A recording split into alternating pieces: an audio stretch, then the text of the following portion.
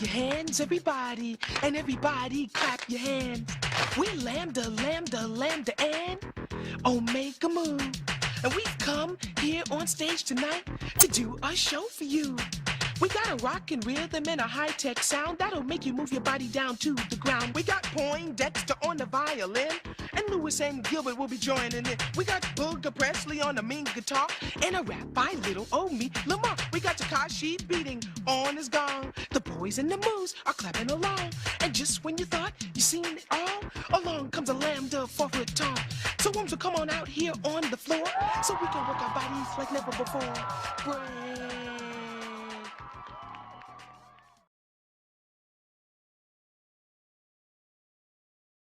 You know, there's some sibilants in there I should probably fix. How are you, Patrick? Running around like scrambling. But yeah. Yes, I could tell. You were very busy Sunday there too, I can see. Hello, AZ Mick. Yeah, I was running downstairs. I had to Mick record first finish. lane. So I was like, So, then I Mick- forgot my soda downstairs. I had to go back downstairs. Oh man, that's the I had to- worst. Go ahead. Did you get my funds to you? Yes, and I got your plethora of emails too. So yes. Okay. Well, because I sent you one before to no response, so I figured maybe you were overwhelmed with stuff. So I figured, I'd send another one just to. No, I was just ignoring you. I kind of figured. No, I don't check email since I don't work. I don't check email like I used to. It's like I don't. Yeah, it's I like, understand. Okay, whatever. So I It's just okay. I'll Check let it it more go. than I do. Yeah. You check it more Hey, than John, I do, how you doing? Patrick. Hey, Oh, I man. know I do because I mean you resisted for years. Yeah. I'm don't know, I'm afraid a to even mention. communicator. I'm afraid to even mention the thought of like a group chat on Instagram or something. But Oh God. Well, Well, you don't have to worry about that with me. I'm not on Instagram, but yeah. But it would be nice to have like some sort of way that like we could go bounce back about stuff to talk about, that kind of stuff. Yeah. So that's one area where it would be useful. You know what? I Right. just might make another Instagram. You know what I mean? Just do another you one. should. You should, because I used to had I come across something I'd want to send you, or like a Okay. funny Yeah. thing, or a concert or something. I'll do it on my new phone. I don't even I don't even go through the Instagram anymore. I'm just I just don't have Yeah. time to. So I just check if there's a message. Sometimes Steve will send me something funny, or Vance. Yeah. Because Vance used to send me a lot of stuff too, and you did too, Yeah, John. And right. I get messages from my friends every now and then. But Yeah. Well, And yeah, people that's still- kind of the only way a lot of us connect with. Well, I got John. I got all your numbers, I think. So yeah, I mean, I could if I get in touch with you. Yeah. yeah, Yeah, I phone message with Vance a lot now, so through my phone. text. Yeah, Practicing your vocal harmonies. Yeah, Yeah, so- thinking of new tracks to record, to harmonize over. yeah, or who we want to work with. Who's asking us to work on their new album. Yeah. You got Zeppelin water in there? Yeah, Oh, excuse me. it's Zeppwater. it's blessed by the houses of the holy. Nice. Oh boy. What was that? What was that box set called? What was that called? Zeppelins. It was actually it was just the one with the crop circles. with the blip Was there on something? It was just called box set. There was something that was close to H2O, wasn't there? Like O2 or something. Wasn't there an O2 show one? Well, that was the concert. Celebration Day was the name. Yeah. Okay, maybe. I'm just trying to think of some sort of H2O. I can work in with Zeppelin, but Trying to make a Waterboy reference here. I don't know. It just for some reason clicks up my brain. Hey Mick, hey Okenchio, Is Vance frozen or is it just Darren. me? I think Yeah, I heard him think go. he's- Woo. That's Yeah, not I a think flattering he's frozen. flattering I pose stumped either. him on a Zeppelin question. See, you ran him off. There you go. Hey Andy, Sorry about that. That's okay. Man, lost signal. see where I am. Don't know why. Well, you are at a third. Yeah, I'm not sure, John, what you're thinking of. Yeah, I don't know. Maybe it was a live thing. Live. It was a Pure Blues. It had PB on there. Yeah, I don't know what I'm thinking. Yeah. Hey, Christopher. Hello, Kibler, Christopher. I saw Jens, Cleveland there Revs. too. Rev, yeah. Also, for anybody who has ordered my new CD that came out, this one here, the Dark Days of Yesterday, that Cool one, cover. well, all Canadian orders are in the mail en route to you. It's kind of a morbid back picture, you know. It's not Yeah, very show the my front cover keeping. again. Let me look at that. Hold. Show the front and then hold it. Sorry, I'll hold this. Nice. It's kind of like it's got like a '60s surreal art painting vibe. I like it. I like it a lot. Yeah, the guy who does it, James McCarthy, is very much into that kind of painting. Kind of dark, Mark. I'm a little worried about you. Yeah, well, when they did the back picture, because I have another person who does my back cover and stuff like that. When I saw that one, I was like, wow, it's really like sorrowful and dark. And he's like, well, you did say the lyrics were sort of in that scape, right? In that frame, so that's why I did it. I'm like, okay, well, it Kevin? fits, you know. So Kevin, I'm happy with the way it turned out. Kevin, your package arrived. I've already recorded this one. The one that people are always asking make it me big, yeah. for. Here it is. There we go. Oh, nice. Wow, it looks like that also looks 1960s, huh? With the stereo. Yeah, eh? Yeah, it's like So the old Columbia label. Yeah. Many times I've tried to get this record from people, but Kevin, you came through in less than a week, and I've already recorded. He also sent me a Tea Party record. So yeah. What's the pressing? Oh, good. On that? Which record did he send you? That's the original U.S. press. Corey, you got it. Yeah, the reunion at the O2 Arena. That's now I see it in print. That's what I was thinking of. Tea Party's like a double album, Edges of Twilight, I think. Is that? Oh, that's a good one. Okay, yeah. That's a really good one. Let me know when you have that in the system. Yeah, and then he sent me I ordered the OG reissue of James. Oh, nice. Hey, Bino. And something else. Diamond Deceiver? What was that? Was that Diamond Deceiver, Kevin? I wasn't familiar with that band. The band Picture? Yeah, that's it, yeah. Yeah, band Picture. The album's Diamond Deceiver. Okay, so nice. Sent me that. I'd never seen it before. So yeah, they Dutch. Are they a Dutch band? Maybe they might be. I think they're Dutch. Picture. Oh, before I forget, sorry. So the European and UK people, your packages are packed up. It will go out tomorrow, and the US ones are going to a gentleman that runs this place called Curious George Records, and he'll be receiving his. Well, I'll be sending it out by the end of the week. So is it the same Curious George as the master and engineer? I heard that I heard that there was an extra tariff if you want your records in the U.S. So just, I'll be contacting you all offline. So yes, it's a small percentage. Yes. Diamond Dreamer. That's it. But yeah, they arrived safely, Kevin, and I'm working on them quickly. How did that Alice in Chains one turn out? Good? I haven't. I literally. Oh, you haven't listened to it. I was literally taking the record off the turntable before I started this. That's why I was like going. You're like, you look like you're busy. I'm like going, yeah. I literally just had to take the record off. Cool. So yes, it is now. It is recorded. It just is not, as you know, in the system. In the system. I am curious though, Patrick, what you're going to think of that Tea Party album. I love that record. I'm curious to hear your thoughts on it. Yeah. So it will be done soon. Yes. Relatively soon. But speaking of but even though we're not pleasantly playing music, the system search system has been completely redone. So yeah, I can kind of see here at the bottom too with the scrolling thing at the one. The text is all nicely new and computerized looking. Yeah, well, we tried to get that to where it's smaller, where it can fit the whole thing. Yeah, it looks very nice. They're very professional, you know. Very professional.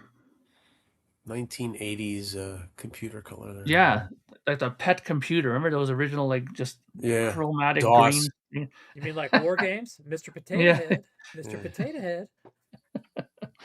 Want to play a game? Want to play? Yeah, and that those nice dial-up modem. You put the phone on that thing there.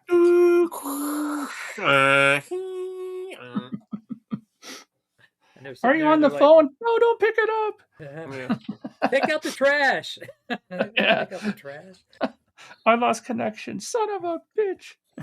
I was on a great score and drive or whatever. Yeah.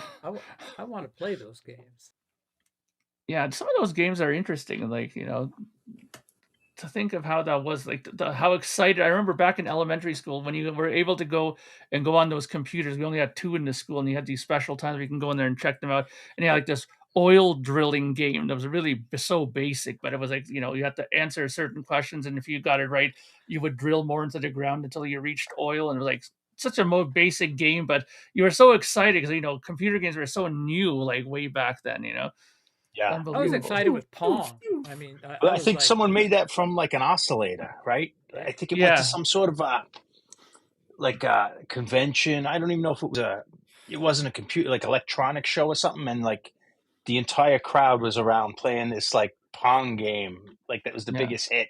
It was Yeah. just primitive. It was just Yeah. basically Yeah. off of an oscillator where you Yeah, Oregon Trail turning was the that knobs. was another fun game.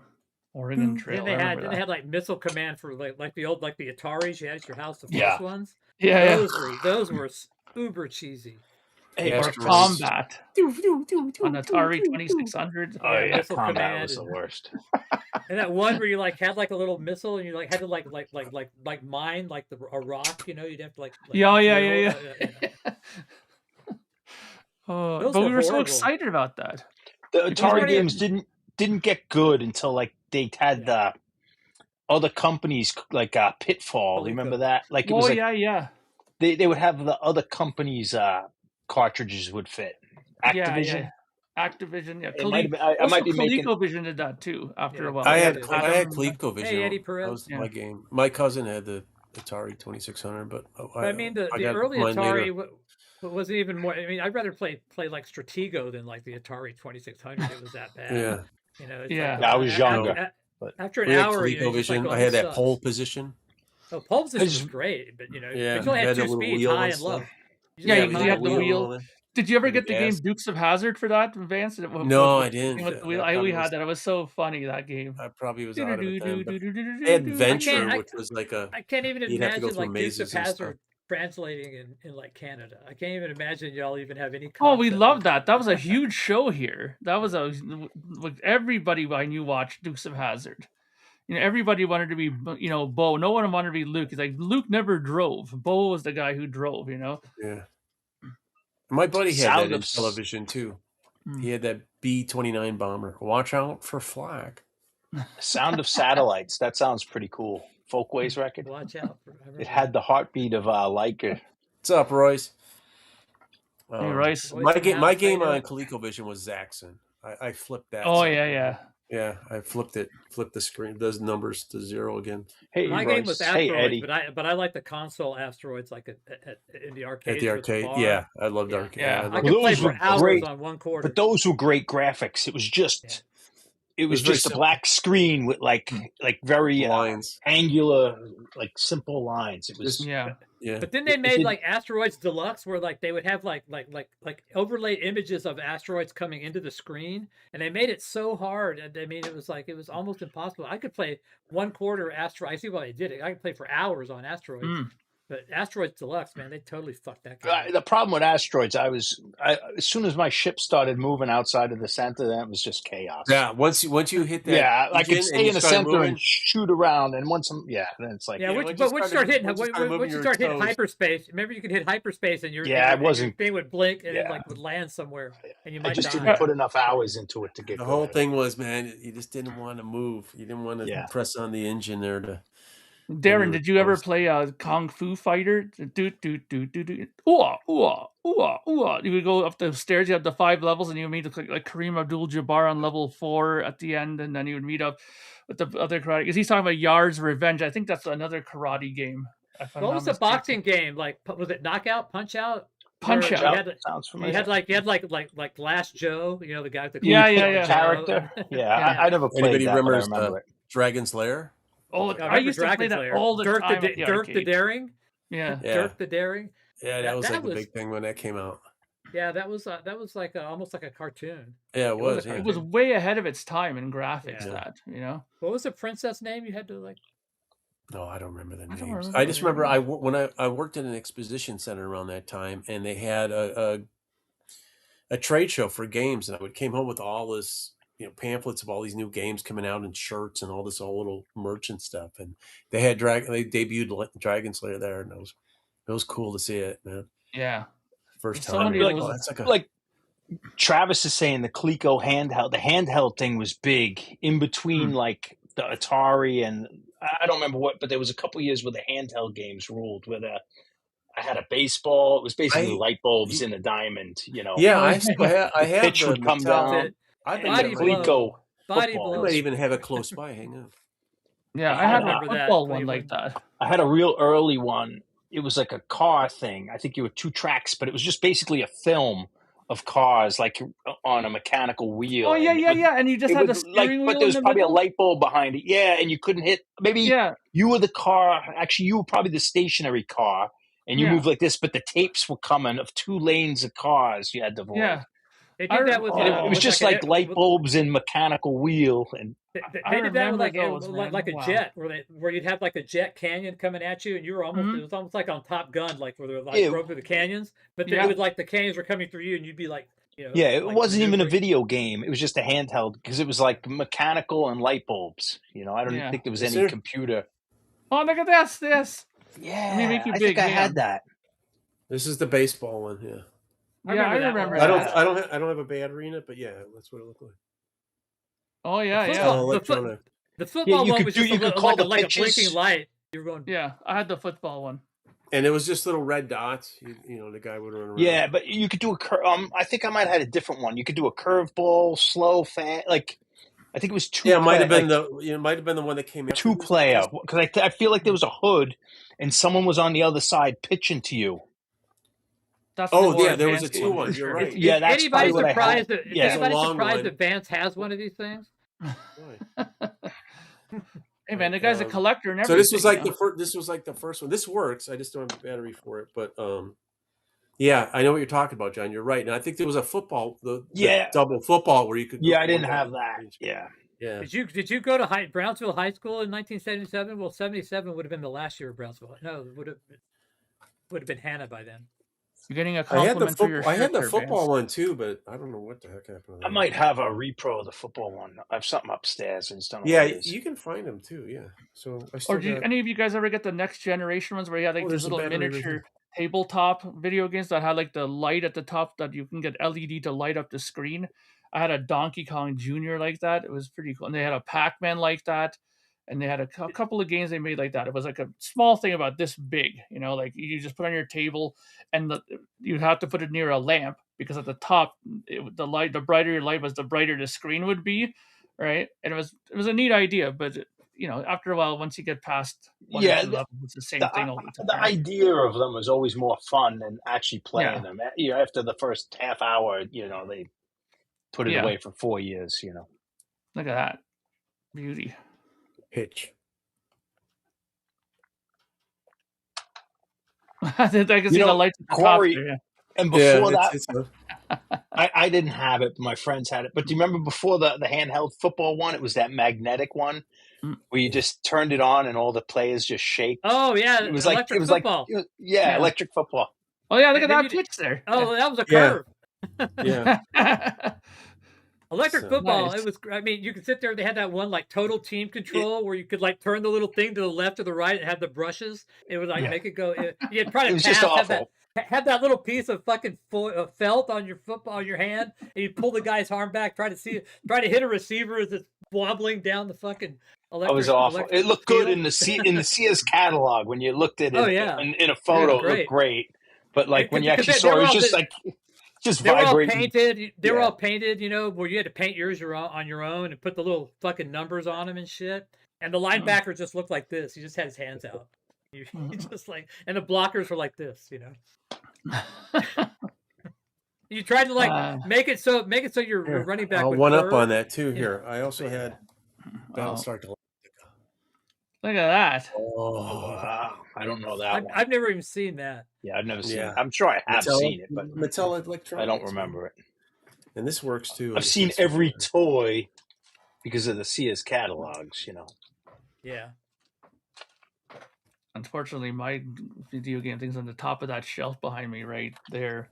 way back in the crowd. I'll never be able to reach it without probably killing myself and half the shelves coming down. But Hey, Marty, welcome everybody. Just yes, wasting time, having Welcome fun. to we're Retro Hour. reminiscing about video games from the past. I don't know how the hell we started on this. Yeah, I don't remember either what got us started on that. Doesn't take much. Yeah. But yeah, Speaking I mean, of football, poor Aaron Rodgers, huh? yeah. Well, but the I'm Bears. What about the Bears? Yeah, I woke was up my amazing. neighbors. I think when they got that touchdown in the fourth near the end there, I was like, This the guy, whole I'm street telling you, heard it me. I was like, yeah, I couldn't believe it. It 3/4 was of that beautiful. game, I'm like, oh, this is over. It was just over. Even the crowd was like, this is over. And It we all came thought back. it was. I was Yeah. just like, Yeah. this, I was then, at man, a show, but I was getting the updates online. I'm like, oh my God. But that was the biggest comeback that the Bears have by ever the had. Packers. 18 behind, 18 points. They came back in the last quarter and came back and won that. Oh, I'm looking forward to the next Saturday. We're playing the Rams, right? That stadium was rocking, Chicago. Oh yeah, it was crazy. You think it's going to be crazy? Last time, wait till this Sunday this Sunday. It's going to be insane. Who are they playing? The Rams. They're playing the Hey, Rams. Randy. LA. Home. Yeah, at home in Soldier Field. Yeah. Got to be quicker than that. Man. I can't do it this way. Yeah. I don't think Stafford likes. Was it just like a spaceship game? Yeah, you're just shooting at using the name of the rockets TV coming show. down at you. Yeah. Oh, there you go. Yeah. And you move your little guy here. Oh yeah, that's the spaceship. There you go. I Yeah, remember that. So yeah. See, I'm gonna start playing these all night. Yeah, I don't think that LA is gonna do well in the freezing cold, windy weather of Chicago. I have a Is it gonna be cold? Because it's warm here. Oh yeah, I hope it's bitter cold for them. It's gonna be They said that they're already predicting that LA's not gonna do well in the Chicago weather, and they're gonna be ready. They lived there, That's their. They say that, place, but anything could happen. Yeah, of course, anything can happen. They used to be really good at this. I saw Dallas going to Minneapolis and the Hail Mary, so it's definitely possible anything can happen. But it's not like the players grew up in Chicago or grew up in the cold. They're from Alabama, they're from Mississippi. They're all from all over. They just have a year or two in the cold for a couple of months. Yeah. But I mean, after a while, when you get used to playing in your city and practicing there and stuff like that, and all of a sudden you get back into so cold that your balls start falling off, you're going to be wow, Look, Vance is playing fucking 𝐶𝐫𝐫 Battlestar Galactica. Mattel Electronics. The Cyclone Warriors? Was that Cyclones? Guys, Cyclones? I'm pretty sure I can still remember the sequence on 𝐶𝐫𝐫 football, like up, back, Xylons. I bet Don still remembers. Well, that's like this one. Yeah, there was patterns. Like right when you I'm a big Battlestar Galactica guy. I remember Lorne Green. Yeah. I'm talking about the new generation Battlestar Galactica. I loved that series. I was hooked on. I bought all the DVDs and the newer one. Like I know the older one, Lorne Green and those guys, but I got into the new one, right? Yeah. I'm gonna have my hat ready, my T-shirt, my Bears shirt. We're ready. Come on, man. And just to get inspired, I was watching the 15-minute repeat edited version of when the Bears beat the Patriots back on Super Bowl 20 with the fridge getting that the touchdown. Yeah, that's a little controversy there. Should have gave it to Peyton. But hey, come on, man! Peyton was covered like crazy. They were going after. They should have got a ball for him to score a touchdown in the Super Bowl. Yeah, well. But you're right. That's what they were doing. They were trying to hold Peyton down, but nobody remembers that Walter Payton didn't score a touchdown in the Super Bowl. True. Except for Bears fans. Literally nobody knows. That's true. Yeah. But we all know that the fridge did. That mighty, like you said, it registered 3.6 on the Richter scale when he got that touchdown. Baseball instructions. That's because he fell onto the earth, and that's what caused it. Yeah, I actually the Battlestar Galactica I didn't have the box, but this I still had the box and the instructions on it. That makes it double the worth right there. If you have the box. 3 strikes and you're out. I don't know what it's worth, but for me, it's cool. I remember this was like an arcade game where you had you would sit there and you had 3 ramps like Mhm. these little metal things that you would like bat, and try to send it up a ramp to like go over and do like a home run or a triple or something. They Oh, have like a these pinball ramps. kind of machine Like though, a with the Yeah, it was like, like a real game. Yeah. yeah. It was a real Yeah, game. yeah. Yeah, it was a real game. And so, but I remember that because you try to like make it go. And then there was one that was like a helicopter that had like a little bar that came out of it, and you had to like Important. navigate around this actual thing, and like Yeah, get in I between the remember two that. other bars. Yeah, but that one was big. It was a big game. But I mean, There was a couple of those Navy ones where like the ships would be like, yeah, you shoot the missile and it would be basically, if I remember, like a light torpedo, bulb, like a but it would be a torpedo light bulb going towards moving you. on a Yeah. track, like different Vance, light bulb, like there's a a track comment of for you, light bulb. Vance. What do we got? Yeah, it's how many copies of Super Bowl?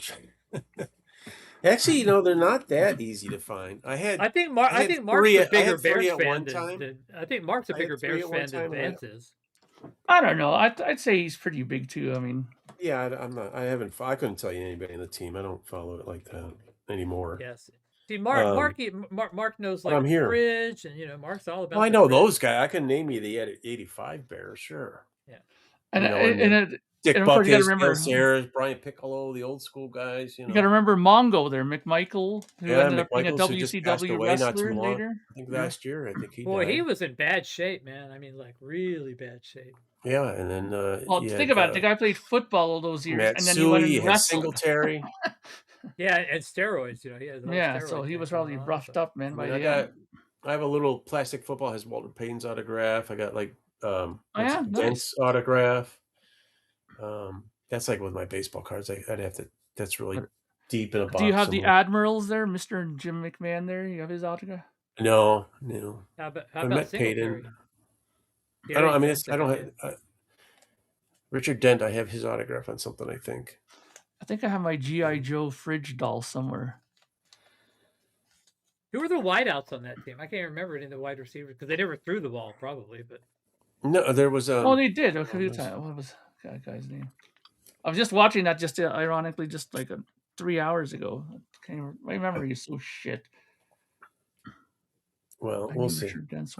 My friends were blowing up my phone Saturday night too on the group text, and I'm like, let's not get too cocky, guys. Let's remember it's the Bears still. Well, I mean, they've gotten further than a lot of people expected. Oh yeah, dude, but this last minute anxiety stuff is just. Ugh. Oh, dude, you don't have to tell me. After that game was done, for 2 hours I couldn't calm down. I was so stressed from it before, and I wasn't even thinking it was done. I was picking up the online stuff, off the app, just getting the updates, and I'm looking at the score, and it's like they're up. And there's I'm refreshing, watching the clock go down. What's going to happen? It was Packers ball and this and that. And I'm like, oh my God. And then the band announced the Bears won. Did you go out and tip cars? No, but when the show was over, people were walking around the street yelling and everything. Go Bears! Packers suck! And then there's a Packers guy walking down the street. That's the tailgate for Bears fans, man. Did you see though in the crowd they had these guys that were holding cheese graters and shredding cheese? In the crowd there, it was hilarious. Just these tons of guys there doing that. That very cool. That Royce. Great cheese grater hat. That guy's making a killing on that. I know. He must be like ching. And I ching. think he's in Texas actually. I think it's coming out of Texas. Here's a music exercise. I was thinking earlier. Pick an album by a band, a compilation record by that band, but not a greatest hits. Like a good album. Can you think? I was thinking I can only come up with a few. Mothership, Led Zeppelin. I was thinking you pick Coda. But Mothership, like that, okay. Not a greatest hits. It's not a greatest hits album. I came up with on there. Yeah, okay. I like Chameleon from Bowie is a non-greatest hits comp. Yeah, I was thinking Barbed Wire Kisses by the Jesus Mary Chain. It was like B-sides and not all non-album stuff, acoustic version of then Besides Ourselves by Skid Row. Is that like rarities and stuff? Yeah, I was thinking Iron Maiden, Best of the B-sides. Yes, The Who's, Odds and Sods. Excellent choice, Breakfast. I thought of that. And I was thinking of picking out like the best ones I could think of. The band The Mission UK, if you know that. There's something called The First Chapter, which was all their singles and B-sides, which is fun. Well, I mean, Deep Purple had A's and B's. So yes, they did. That's right. I was trying to think they of had- Deep Purple. Attack of and the they had, Killer Bees, and Man they Trap. had purple and they had Purple Passages, which was bits and pieces from their first 3 records. So. Yeah. Deadwax says Ramones Acid Eaters. Yeah, that's just cover songs, though, right? I think that's just their covers album. But I mean, I guess we could count that. But you mean like Yeah, deep Adam and cut the stuff Ants, and, B-side. It didn't have to be. I just meant not greatest hits or best non-greatest stuff. hits. Yeah. You know, like Coda. You know, Coda. Obviously, there you go, because it's stuff from '69 or '70. Like it's all unrelated stuff. The Who, Odds and Sods, absolutely, like stuff I'm like trying that. to remember. So would what's the one with Waiting on a Friend on it? The fact that What about? Well, that's an album. What about That's a legit Yesterday? album. Well, Tattoo, but Yes. Just because it's a legit album. Granted, they didn't record it in one spot, but neither did some of those Elvis Presley records. You know, I think it's probably like Coda then, because Coda's the same way. no, but they released it as it counts as a studio album It's from counted as a proper 1981. studio album release. Yeah. Yeah, So just you don't 'cause count Coda as a so okay, no so you're Coda. saying- I definitely count okay, because it was Yeah, released. I have my as- problems with that. I think it's as odds a and legit ends. album. You know. Well, I Well, mean, it but doesn't mean Tattoo You, illegit. It wasn't a Tattoo studio- You was Odds and Ends. No, it wasn't a proper studio album, but it is part of All the right, I guess catalog. you guys have a good argument. That's something I would never think of it that way. I think of Coda as a Well, yeah, 'cause comp Tattoo of You was- rarity of unreleased stuff. For Tattoo that You was matter, done in, like- Physical Graffiti was a bunch of throwaways. Yeah, but I think of that as a legit studio album. Yeah. Oh, It is but counted I don't as think a of legit Coda. but it album. also but matches the criteria. Those sessions went back to 1970. Yeah, but they had worked them and reproduced them for that record, got the tapes, reworked them. And the band was maybe active even then, through so. overdubs. And Yeah, the whereas band was Coda, I active. think they went and researched the old tapes and grabbed odds and sods and threw it together, kind of like the Who's Odds and Sods. But that's I the mean, thing, I'm not saying I'm Tattoo right by saying this. They Tattoo You, owed though- Atlantic another album, and that's Well, Tattoo You was kind of like that too. Waiting on Your Friend was the only song that they didn't go back and fix really anything on. The Yeah. other songs they went back in and got Yeah, Jagger Nirvana. to re-sing stuff on some of that stuff. gems. You know, but it was all whole stuff, like Goats Head Soup stuff, you know, Black and Blue stuff, and all kinds of different stuff, right? Yeah. I only know that because I just bought the box set recently and I read through the detailed What about recording thing, right? Pink Floyd, a collection of great dance songs? Is Yeah, that's- yeah, Is that I would really go. a greatest hits? Yeah, No, I don't It's think not. I don't know. It's kind of a greatest hits, right? I so. mean, maybe it's kind of like Gems, I guess. Aerosmith. There were no. Yeah. Did Yeah, Gems there are- have?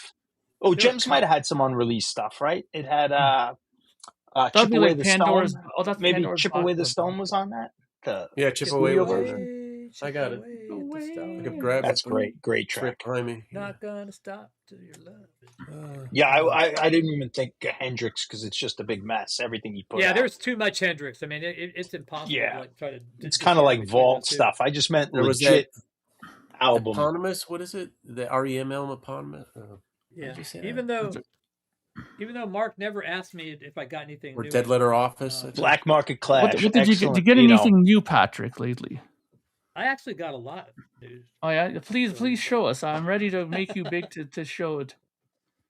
Okay, well, this one is. I almost Right. wouldn't have bought this except for John. Oh yeah, So there you go. This is sealed. This is like never been opened. So Oh, nice. Oh. it was At like- least Crack $7 it worth of vinyl. that was $5 worth of vinyl. Yeah. Nice. I haven't opened it. If it was unsealed and worn, it would be 3, but Yeah. since it's sealed and never played 5. Got an So OG nice. French Yeah, denim and that's a leather. good record. It's an Nice. original. Love that song. Couldn't leave this a second time. Oh, at the record no. store, so I picked that up. So I love Where's it. the loincloth? Music for Nations original press, Mine. Very nice. I love it. Yeah, Never- I I would never not see leave that something like behind. and then I got this is the special virgin vinyl pressing of a Ooh. Heart. Look at that, dude. Come on, Denny. He could be in The That's Cure. 1985, That 86. font right hair in there. He could I saw be them like the on that keyboard tour. player for The Cure. Yeah. Then I got a Bernie Torme solo. This is basically him Oh, and nice. Phil Mel Lewis Tor- is and, that Mel Torme? What year is Mel that? Torme. The Velvet Fog. Yep, The Wow. Cure, Japanese Whispers, I think absolutely it's Depeche. 78. Welcome. I think it's 78, but it's produced by John McCoy, as a matter of fact. Oh, nice. Oh, nice. So yeah, this is it's called Back to Babylon, but it's got him and I Phil wouldn't Lewis. mind that. I would not Yeah, mind that. so- record. Babylon. Then there's a mono. Jefferson airplane takes off. This is in the Shrink. I thought Oh, that Never nice. even heard that Wow, one. you That's kinda really cool. you have some kind of a honey hole that you go to now. It's like a Oh, it's a there you white go. label, Making a white label change. promo. It's a white label promo. I've never seen one of those. Nice. For docking. So there's the Torme lyric sheet. There's like this one, there's like a French pressing of that somewhere too. so this one was the one that was really interesting to me. Ah, And okay. Let's see. I haven't done any research, but so this is Thin Lizzy Thunder and Lightning. Oh. Hmm? So Oh, this is, gatefold. Oh, wow. gatefold, but I don't it's a think mine's promo. gatefold. It's Oh, a promo. promo, That's and damn- it comes with an extra live album. Oh, get the Oh, wow. Oh, Okay. wow. That's So cool. I didn't. Now, So I was. what's the country on that one? This is a UK, I think. UK, Pretty huh? sure. Yeah, it's called Nice. Vertigo, BERL. Yeah, it's UK. Yeah, based. yeah. Nice. But it said Nice. but it said somewhere, where was it? That the on the live disc, which is getting cleaned right now. On the live disc itself, it says this album's comes only with the promo. So No shit. Oh, there okay, was there was no other release. There probably was something released later, but at the time that was the only way you could get that live That was stuff. totally Wow. for radio station then. That Hold idea. up. Let me just see the live tracks again. Just Okay, out of it's, curiosity. Like what's on there that It's Emerald. great track, Those are Killer on back the in Loose. town, Oh, it's 4 Hollywood. tracks. All right. Yeah, Killer Yeah, so on that's the Loose. totally The for radio. Boys Yeah. are back in town in Hollywood. Oh, I'd like to find a country. Very nice. Randy, I cool. read your comment. Very Love cool you stuff got like rid of that. those reggae things for more than Never you saw that. I paid. didn't even know that existed. Me Yeah, either. I was like me going, either. because I looked at it because it's Thunder and Lightning, and I said, "Oh, right, what pressing is this?" And I go, "Why does it have a gatefold?" And I looked, saw it was a promo. Then I saw it was UK. I was going, "Oh, okay. Well, this is coming home with me." Hmm. Yeah. That's all those. Yeah, I mean, course, I'd man. love to hear like that version of Emerald because it was Yeah. That is you know, definitely it's a good probably a haul nice there. condensed Yeah, you version got if John, you giving it for the radio. and you got John Sykes playing the parts Yeah. for that. So Yeah. that would be very interesting. Oh yeah. So, I was listening on Eddie Truck, and apparently there's a 2-part John Sykes documentary that fan done one. It's done really well. He said, covering his whole career. Yeah, 2 90-minute shows. I'll look for it and I'll send it to you, or maybe I'll do it on. Hopefully, Yeah, there's a lot please of do. Tigers of Please do. Pantang in there. Because I love John Sykes. He is It's in two definitely eras. one of my top 5 most influential guitar players for me as a lead guitar Really? player, especially. Oh yeah, absolutely. Yeah. So I found it at local record store. You should definitely get that Tigers of Pantang Spellbound record. Yeah. It's their that and their first album, but doesn't have John Sykes. Those 2 albums are 10-star heavy metal records, but it's not expensive. You know, it's not like some rare record, but it's. I'm so glad you're here, Mark, because Yes. Friday we had a thing where we talked about for a while towards the end. We talked about who is the best. What was it? Guitar player / singer. You know, who is the best guitar player who also sings? Yeah. Yeah. Where they're both, you know, guitar hero who both. So I said John Sykes. I agree. I think I said Hendrix. Obviously, he's not the technically best singer, but I mean, I'm not saying I stick with that. Steve Marriott was another one that came up. Yeah, of course. I mean, I know this is not a popular vote as well, but I mean, of late I've started to really enjoy a lot more of his stuff. I don't think he's like hugely in my catalog as like that I have in my room here, but Bonamassa I think is also a good guitar and singer as well, but very blues based, obviously, right? But for me, my number one would have immediately been John Sykes. I mean, just listening to that live thing that they did with Blue Murder in Tokyo, like in Japan on that tour, I mean, he's fantastic. Like, and he can play all that stuff that he did on record and sing it. It's just absolutely incredible. And being somebody who plays guitar and sings as well, that's not easy, man, to do some of that stuff. I mean, fuck, it's hard enough just to play some of John Sykes' stuff, never mind singing with it, you know? Yeah, so we had a pretty long discussion about that. There was a lot of good people thrown out. So some people like Mark Knopfler was another one that was thrown out. Oh yeah, and then someone mentioned like Dave Mustaine. Not I don't think we're just throwing the name out there, not saying he's the best, but But and I said, like, it may be harder to play the bass and sing sometimes. So I said, fill in it. Like sometimes if you're just riffing, like keeping a groove while the verses are happening and then the leads are separate, like sometimes it's harder to play bass and sing. I'll agree with that with Geddy. Geddy Lee is the right there.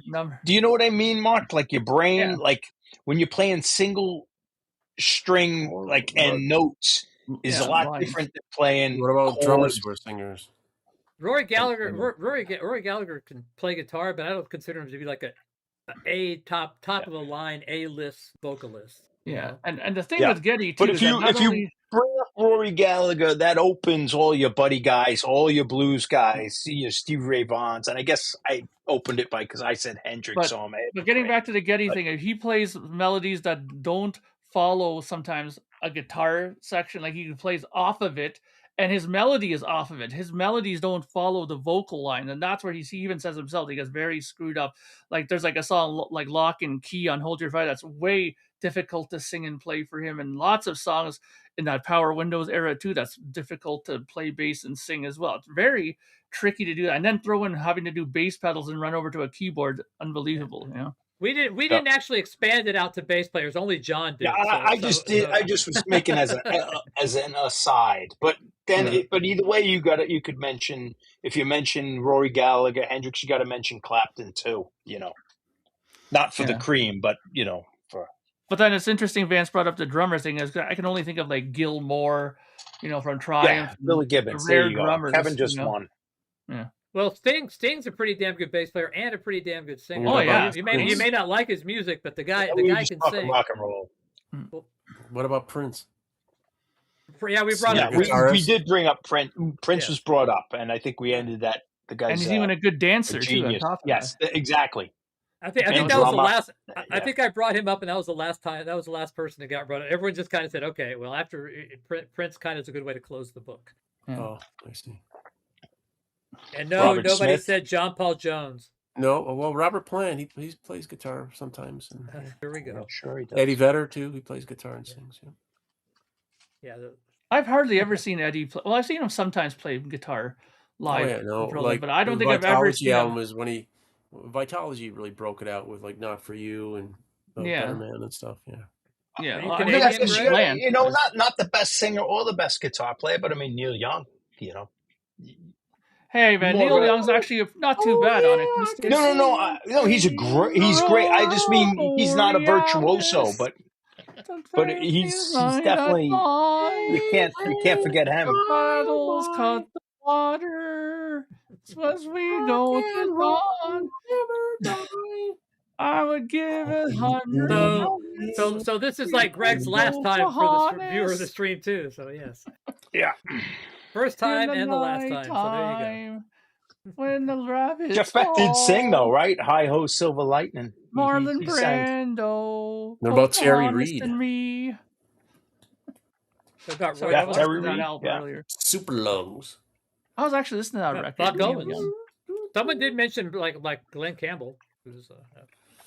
Yeah, but if you mention, there's a lot of Buck Owens.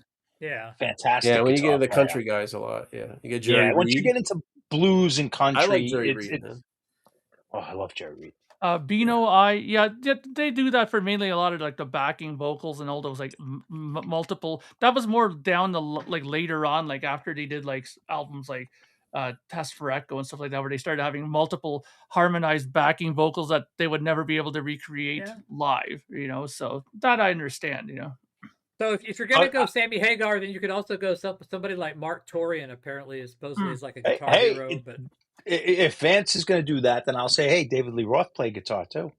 Ice Cream Man, right? Ice Cream Man, right? You do a little acoustic there. Yeah. Well, sometimes here, baby, need something to keep you cool. Thank you very much. Yeah, sometimes here, baby. So I was listening to the radio today, just regular like sports radio, but they had this guest on, Midge-Ure. Yeah, he was good enough to play with Thin Lizzy. And they had this guy's name was, you probably know him. He does the Gene Simmons impersonation, Craig Gass. Oh yeah, I know him. Oh, so he was telling a story, this Gene Simmons story about like this. It was this guy who owned a studio, and Gene Simmons booked time in it.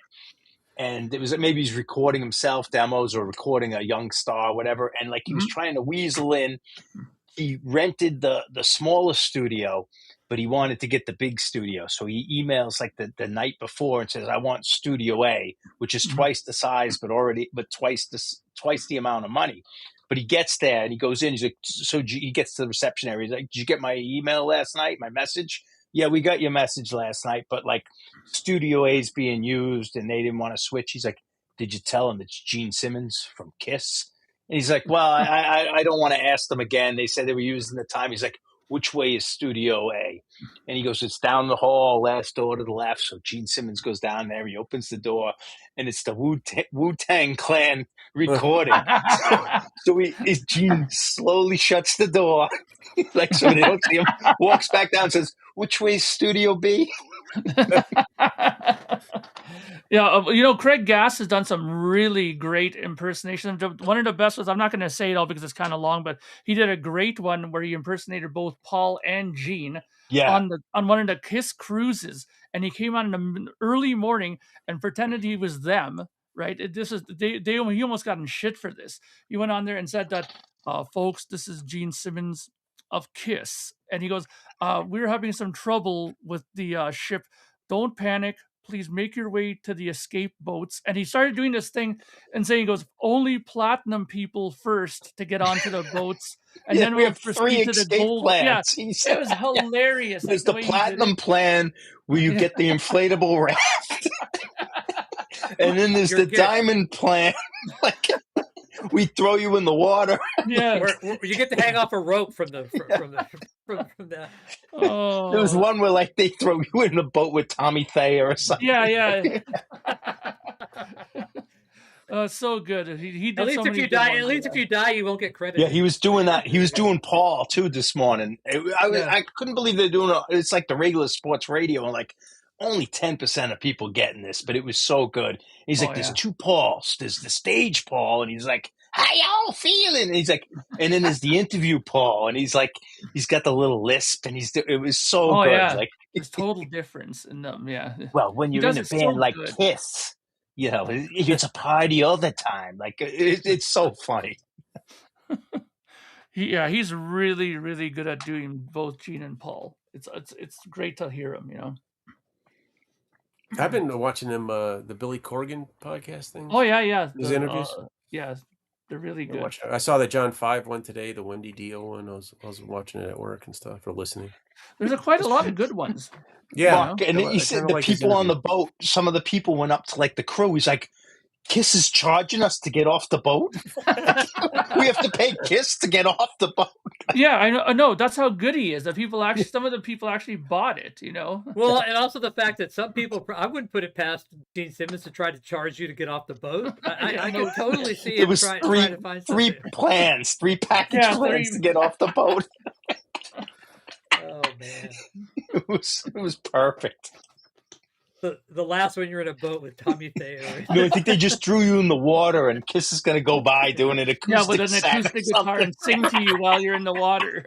They just throw you in. Oh man. Oh, wow. Yeah, I'm glad that you brought up him. What was your question? I never heard of him before. I looked him up after, but it was fun. 80s OG what? So, Mark, did you get the Peter Criss album, that new one? Yeah, actually, today I got a package from Julian, the guy who runs the Kiss FAQ with us. He's like the mastermind main guy. He sent me a package today with that album on CD, and he sent me also the a Kiss magazine from Sweden.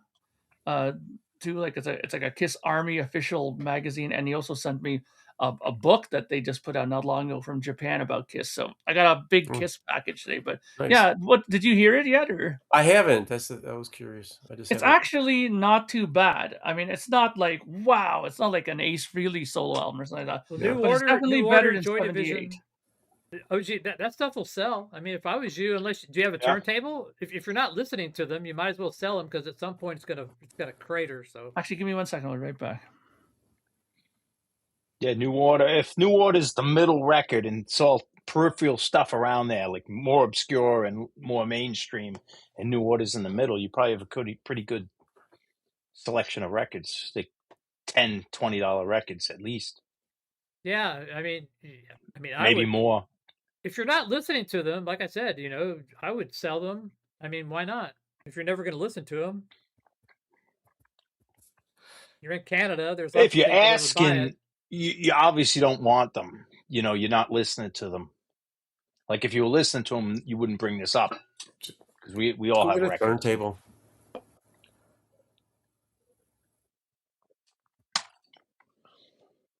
I'll buy them all and ship them to Mark and let him ship them to me.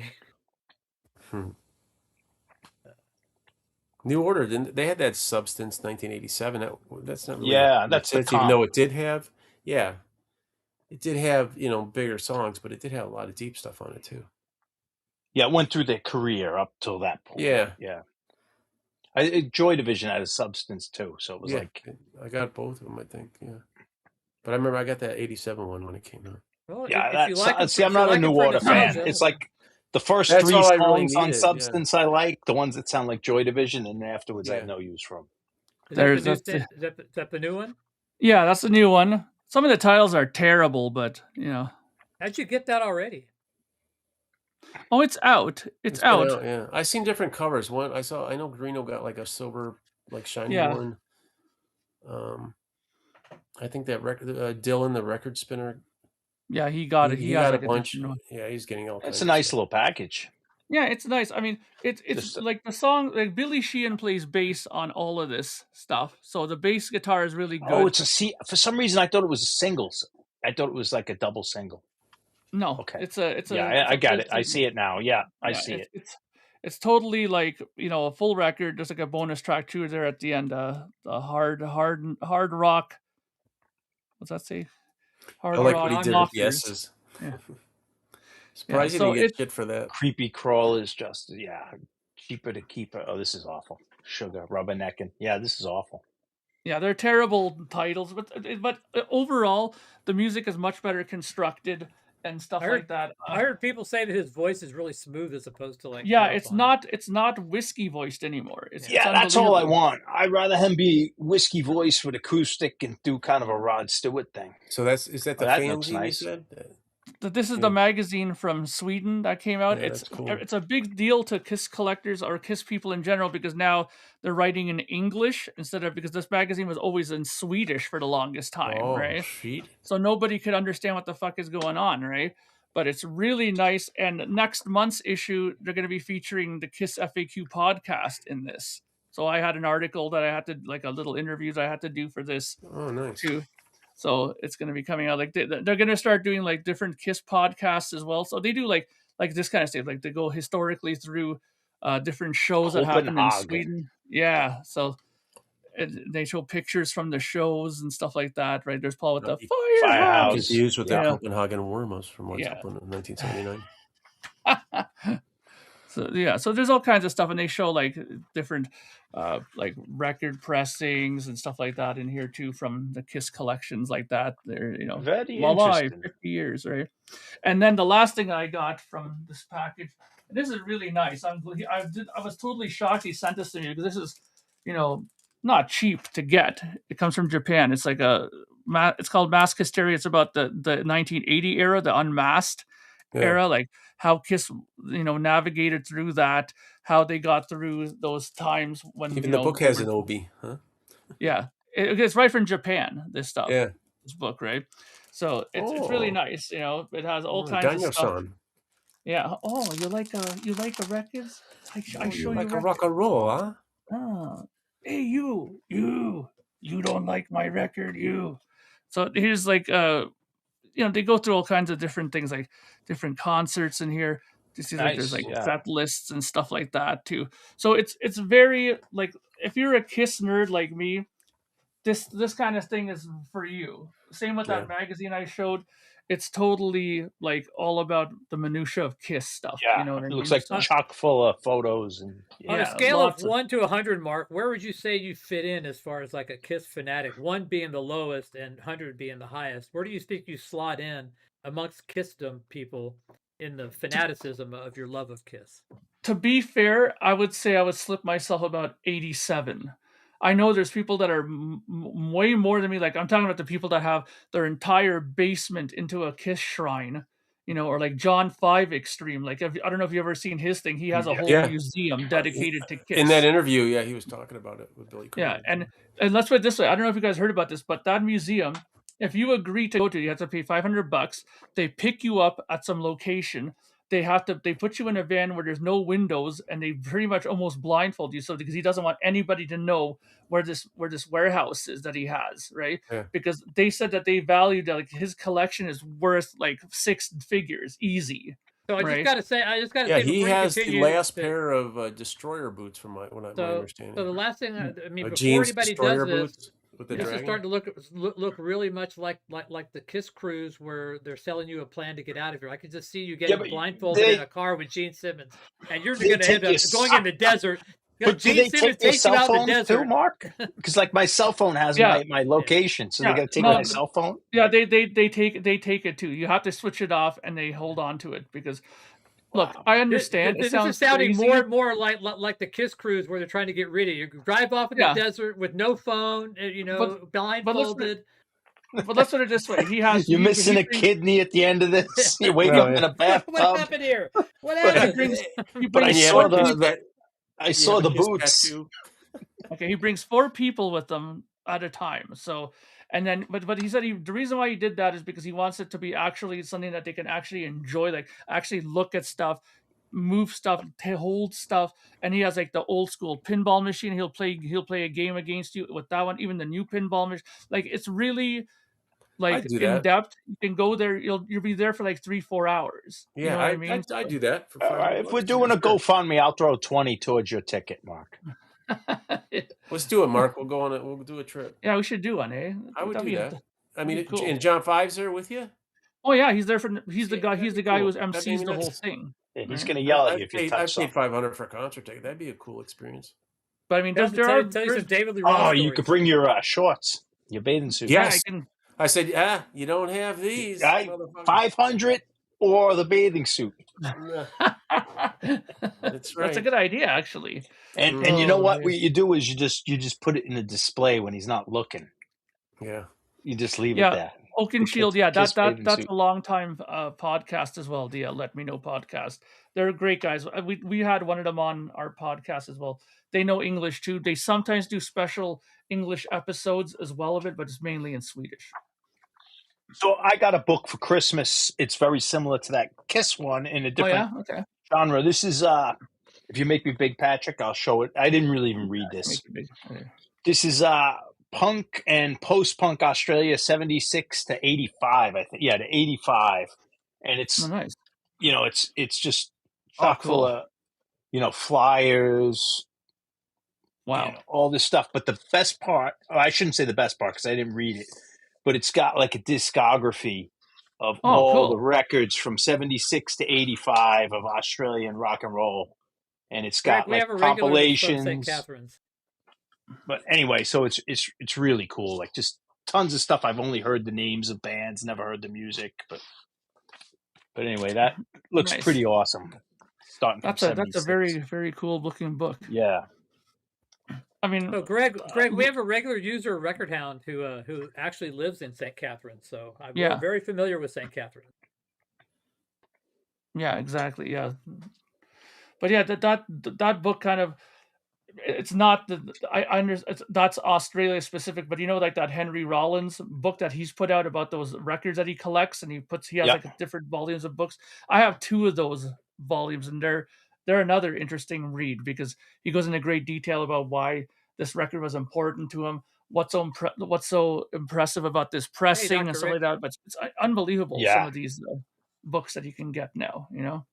Oh yeah, it's great books. It used to be nothing but like Goldmine magazines. Yeah, no shit. But not Goldmine books. The Goldmine. Yeah. I remember. I know exactly what you're talking about. Why do you so Vance, you should check out that. What are you doing? I don't know, man. Are you playing like ColecoVision? Hey, Bobby, hitting a button or what? Battlestar Galactica? No. Yeah. Listen, then the network's crashing once in a while. Yeah. Well, maybe if you paid for your own Wi-Fi instead of stealing your neighbors, it'd be like... you know, I mean, why? She Yeah, might move, so I might have to actually get it. Yeah, I did watch that actually. It was really, really well done. I mean, as soon as you have Rush at the very beginning of a documentary, you know you're going to watch the whole thing. I mean, it was really, really well done. What But is it is sad. CFNY? Is it It's a radio CFNY? station. Yeah. Oh, okay. I'm thinking CFNY Crosby, is Stills and Nash and Young. no. It's a radio station here that started out of a house here in Brampton, and that had very little range. It was like I think maybe like just around a few blocks Bobby G.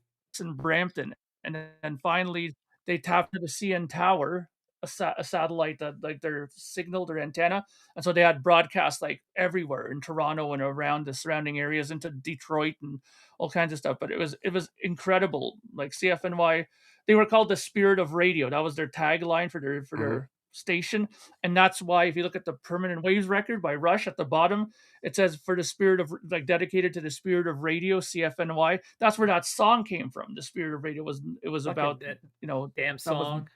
That was what. How many people I don't that. know CFNY ? Oh my effing God! How many people have heard of CFNY? Yeah.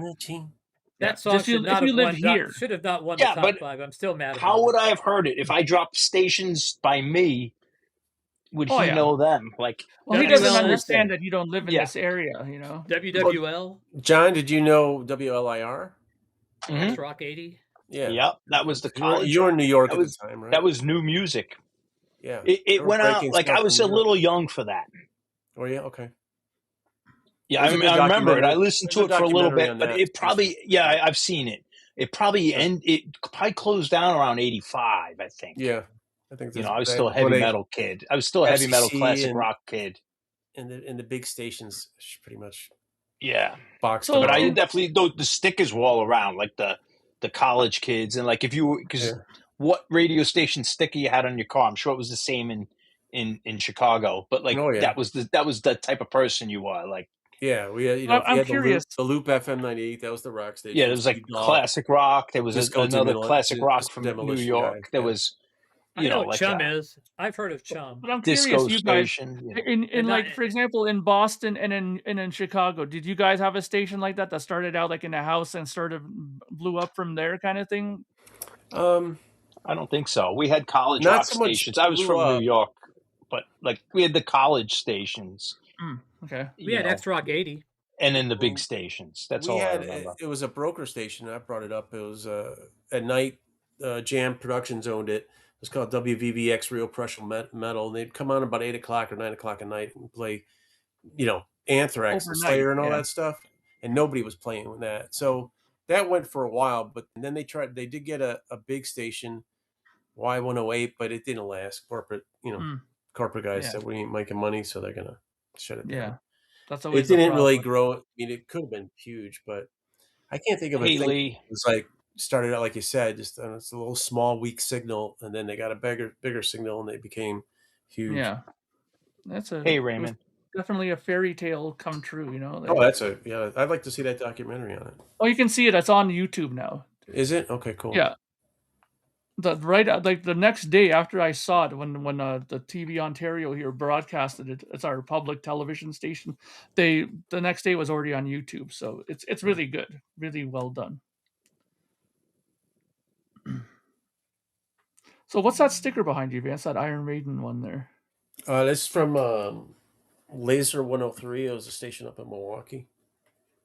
Oh, nice. So this is part 1 of that John Sykes. Yeah, they used to have the van parked out the concerts, giving out the stickers and promoting the station. They handed these outside of the Alpine. Yeah, everyone show. did that. I didn't go to that show, but I got a hold of the sticker. Okay, I'll definitely check $2 off. $2 off at Mainstream for the Minnesota. They would always do that, and like they'd show up. I had a like bunch of these. Like WBAB, they'd show up to Iron Maiden, but like they'd never play Iron Maiden on the radio.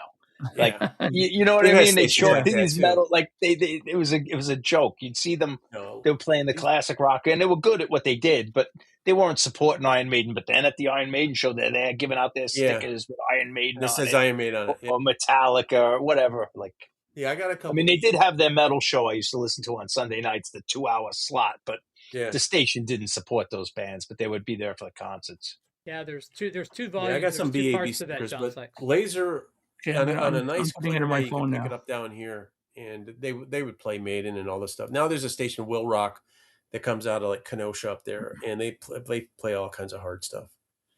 If they had a bigger signal, they could take over Chicago rock station easily. Kenosha. Not that many people listen to rock anymore, you know. Yeah, well, we have a Rock 95.5 here, and it's Q107 here is a pretty big station it's cookie here. cutter, And that's rock, but it's mainly classic rock here that they play. That's pretty popular. And they narrow down to like 200 songs. You know, it's ridiculous. But the one in Wisconsin, you know, rock's much harder than that, and play a lot of different and new stuff and old stuff.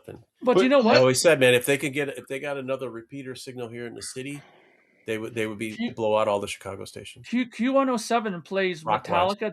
They even have like a Metallica hour they used to have on our station. They would play like everything from Ride the Lightning on there. So they're actually not too bad with that. But don't forget, Metallica now is going to be considered classic rock. They're over 20 years old obviously now, Metallica right? now, yeah. So you'll hear them on a classic rock station. And after 11 o'clock here at night, Q107 switches over where they start doing like album sides again, and they start playing like, you know, they'll play like an Anthrax song and they'll do something like that, you know, but they won't play like Cannibal Corpse or anything like that. But they'll no, I'd never expected that. But they still they narrow it down to the same bands, same they limited songs out of their library or their catalog, you know. Yeah, that's so this is at night in the 80s would play Cannibal Corpse. This is long. It's like an hour 20 each part. This is going to be good. Thanks, Patrick. So I'm going to definitely watch that. Oh, he's gone. Okay. Yeah, that documentary looks really good. I'm going to definitely watch that. Whew. So, any big purchases with you guys? You guys got any new records in? No, I still haven't. Sorry, go ahead, Vance. No, you'd be proud of me. I got the Vapor Trails and Feedback. Oh, nice. From Rush. And then I'm waiting for them to get Snakes and Arrows separately. Yeah. Because I had like, you know, when Clockwork Angels came out, I bought it. I'm like, well, I don't want to buy that box if I already have Clockwork Angels. Exactly. I don't need another one, you know. So when they released them individually, but they must have, I don't know how many. They didn't get Snakes and Arrows, so I'm waiting for that. I finally got Vapor Trails because I didn't have. That's the only Rush record I didn't get because I never really liked it too much. But I finally got it now. But Feedback is fantastic. It's all covers, as you know. Yeah, right? But it's really well done. It's really good. I listened to Vapor Trails Sides 4 like right when I walked in from work today because I listened to it last night, and it's the remix one. I'd like to get. I want to get the original CD and just so I can just kind of compare it. It's really bass heavy, muddy, right? Yeah, and muddy. It's some of it's almost unlistenable. I would suggest getting it a CD. Don't waste huge money on a vinyl for that. No, I wouldn't. I'd get the CD. Yeah, I'm not. I mean those 90 Rush albums are a fortune. Yeah. Oh yeah. So what about you, John? Anything interesting? I still haven't listened to my Christmas records. Oh, really? I listened to some of the albums, but I've been working. I just haven't had time off. Besides, I sat in front of the TV, watch football, and haven't listened to much music besides what's on while I'm at work with headphones. Did you see Randy's latest video, the Dead Wax Randy's video? He mentions I think he put out 3 videos. I haven't watched any YouTube. I haven't looked at any Instagram, or I mean, a little bit, but I haven't really gone through like the people I subscribe to. She shouts you out there about that flexi disc of that band that you showed. Oh, okay, great, yeah, and that's awesome. He bought the magazine, so he mentions you in that. Okay, so I will talk about that. I could tell that. So the band I rave about, Homefront, put out a flexi disc, Canadian band. They're from Edmonton.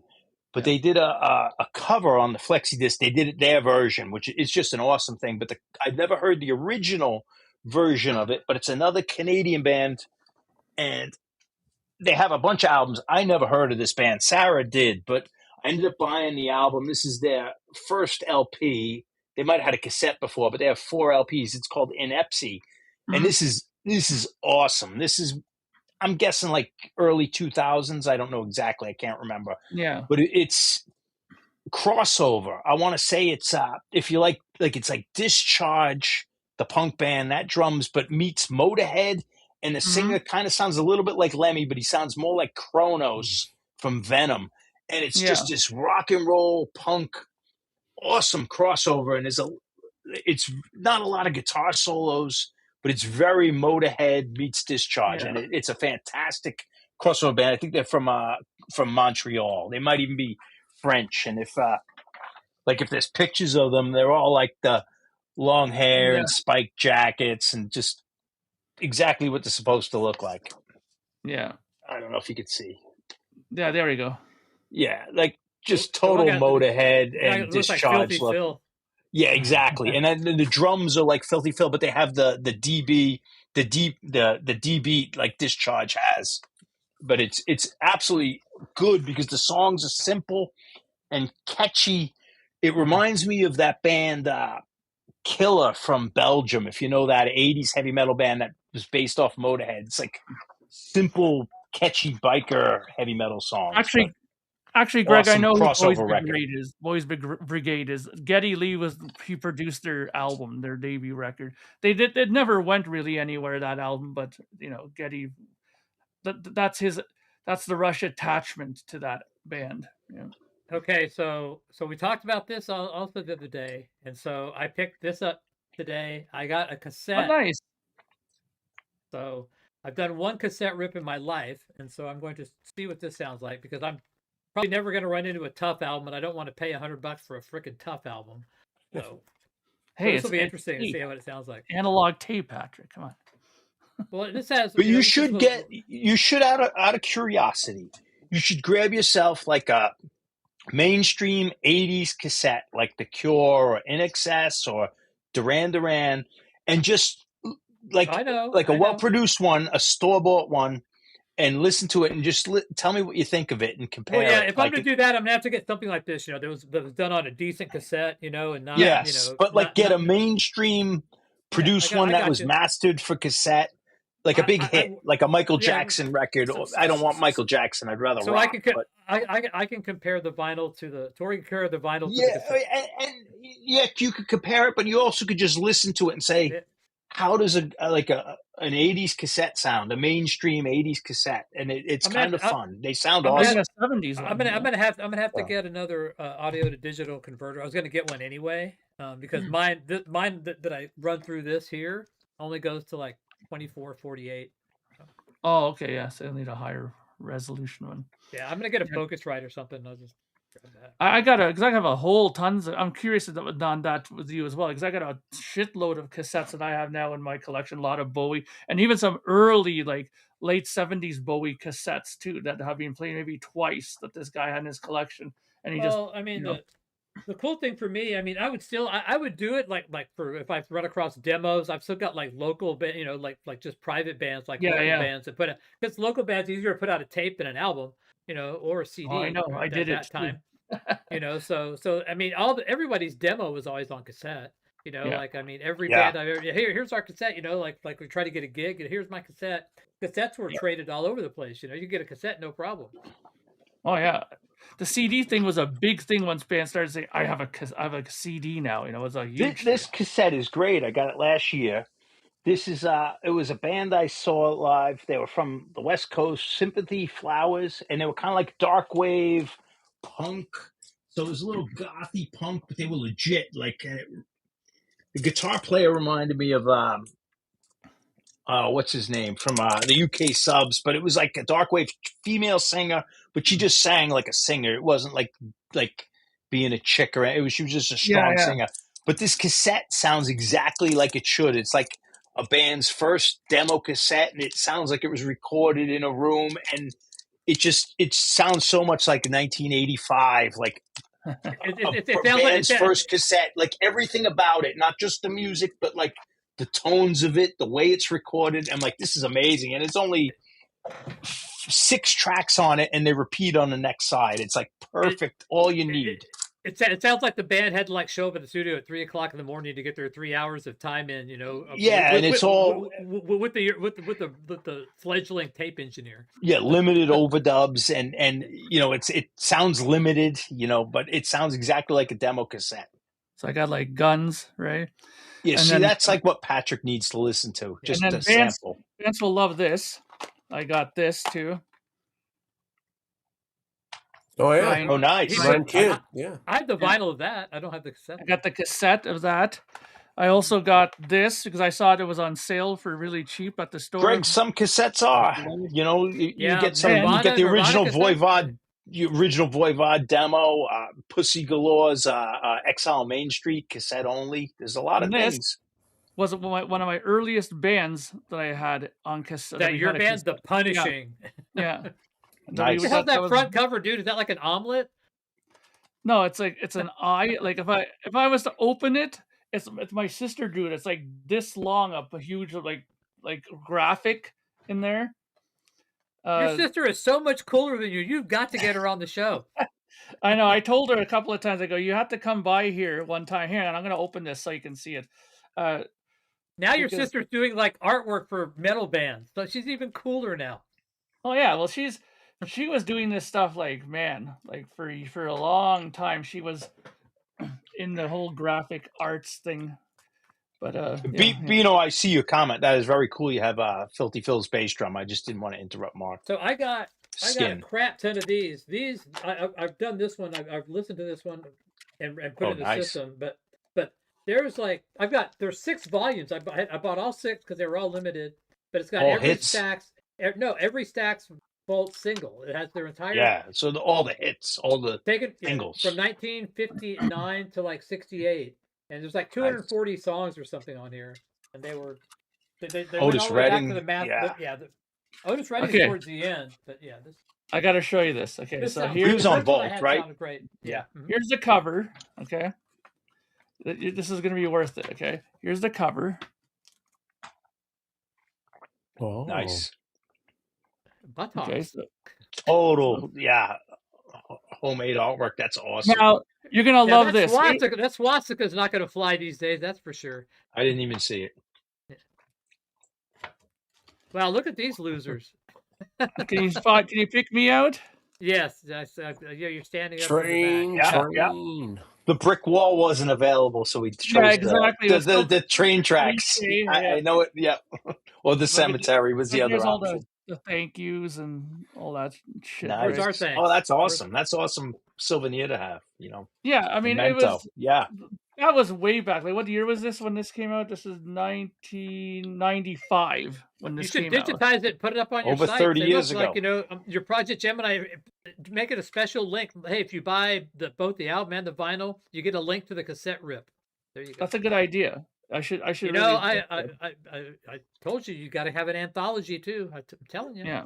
So there's the cassette for it. It sounds good. It's on a nice chrome tape. Dude, it sounds chrome. Good. Yeah. It's like it's got the chrome on there. I wonder if that tough chrome. It's good. It sounds really good. I mean, we did it at a 24-track studio. This guy had a studio and he converted his whole basement into this studio. And it was reel-to-reel tape, if you can believe it. It wasn't like digital. It was 24-track reel-to-reel. So that's all analog, that recording. So yeah, I'll definitely. I believe it. Yeah.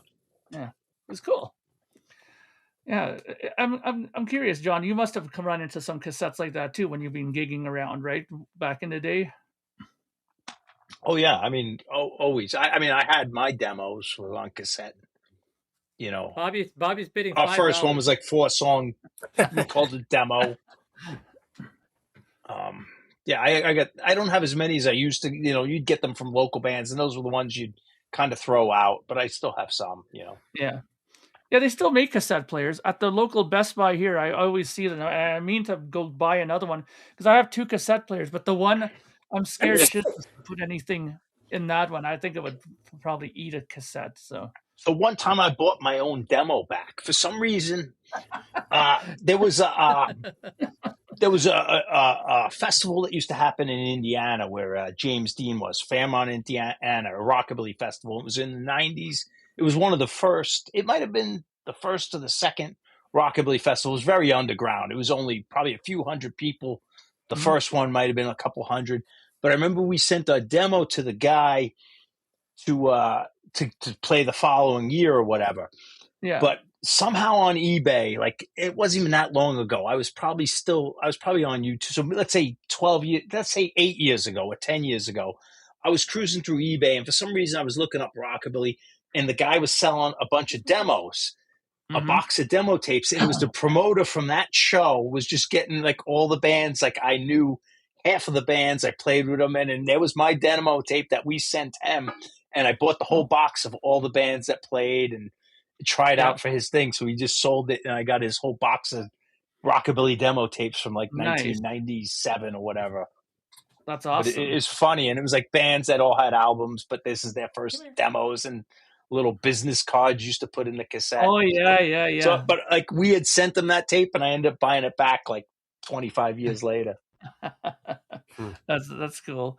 Bino, I remember the guy's name too, because it was on eBay when he shipped it. I said, "Yep, that's him." Nice. Bino, I'm not sure if David knows anybody in Marshall, but I think it might be worth asking him because he does know a lot of people in around, obviously, the music business and down in England there. So yeah, it might be worth contacting. I wish I had one. I do a lot more cassette stuff probably. Nakamichi Dragon. Is that like the top of the line thing, or what is it? Yeah, the best of the best.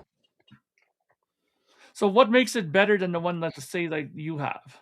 Just quality. They're all 3-head decks. They've got bias controls, so you can like adjust the frequency response, that kind of stuff. I mean, you want to have a 3-head deck so you can. It was also the height of technology when cassettes still ruled the earth, because then when cassettes were fading down, they didn't spend as much technology on it, So it was like the height. The heads were better. Yeah, and it had every, what do you call it? Like option. Every feature available. Every feature available. Like it could use any kind of tape. It had different formulations for ferric and for chrome and for Oh, nice. Yeah. Get one with a Dolby HX Pro. Yeah. I've heard just seeing a lot of those tapes are like, David Bowie on Dolby HX. I think the one I have in the garage that I'm going to use for this tape is a Luxman. I think it's a Luxman cassette nice. I got for super cheap at a garage sale. You have a cassette deck, Vance. I'm pretty sure I saw it in a video. Yeah, I do, but I probably need to get a new one. The guy's got got like ColecoVision football. Of course, he's got a fucking. No, it's baseball. You don't need to get a new one. Just clean the heads. Yeah, it doesn't. Yeah, maybe I need to do that because I don't. It's. But put a new belt on is pretty easy. You could go on YouTube and type in your model, and someone will show you how to do it. You just order it. For $10, $8, you can get. I mean, I have bands, Maybe. I mean, I have a little suitcase here with some pre-recorded ones, and then mixtapes that I did and bootlegs. I don't know. I'd be lucky if I have like 20 to 30 cassettes. I don't have a lot. I used to make really good recordings because I had a Vector Research 3-head cassette deck that went 20 to. And you also, one of the things about the Nakamichis also has frequency response. Because usually a lot of the cheaper cassette players would only would roll off at like 14, 15K, and with a nice tape, a Nakamichi or one of those other. Yeah, Greg, everything is. I do have those. It's 6 of one, half a dozen another. If you have some vinyl sounds awful, and some cassettes sound really good, so it's tough. In general, vinyl is way better. You're German right. German Led Zeppelin 4. What are German cassettes back then? Very nice. Had nice quality shape. I'm sure they didn't. I'm sure it's not as good as that. I'm sure it's not as good as that tough cassette that I got today. That's nothing compared to. But the rest of these are all. Tough makes Poison look like a metal band. Bootlegs. Let's see. Show another one. What like We got you in full screen. Show another. What do you want to see? I mean, I like the first 3 Plant albums. So pull one out. 3, but oh, great! Way to go! Thanks, Mark. Now he's gonna start staring contest. It made him froze. Staring contest right here. Froze now. Blinking contest. What do you call? Oh, there you go. There he's back. Anyway, yeah. I mean, I got others in the other room are a little more. Do you take those in your car with you? Is that just Zeppelin, that box? He's not going to hear me. I'm going to assume it's all Zeppelin. So A I lot of remember, it. I remember using like a case of beer, like holders for my cassette thing, because you could like fit like almost 100 in it. Then you got 2 of those. I remember like part of your status was how many tapes you had in your car. You know, if you had like over 100 tapes, you're like, oh, you're cool. You know, it's like, Yeah, I had a nice cassette case, kind of like Vance's, maybe even a little bigger, and some kids swiped them, took them all. But those things, they would end up collapsing and they wouldn't fucking stay in there, or they tear. You know, it'd be like, or if you leave them in the summertime, they would warp and melt and shit. Yeah. I remember my cassettes were stolen, like, because I still had a cassette player. This would have been, in the 90s. And it would have been late 90s even. I had the cassettes, and someone, like, they stole it, and I lived on a block with all Spanish kids. And I'm not saying that they took it, but, like, nobody who stole that wanted, like, compilations of Tank or, like, all this, like, new wave of British heavy. Like, it was nothing. It was all useless. Like, I used to make my own compilations. I'd make, like, the best of Yes, the best of Led Zeppelin. I had like a 90-minute tape, and you'd be like picking songs. Mine were all like comps for the car, there was no value in stealing that. I make my own mix.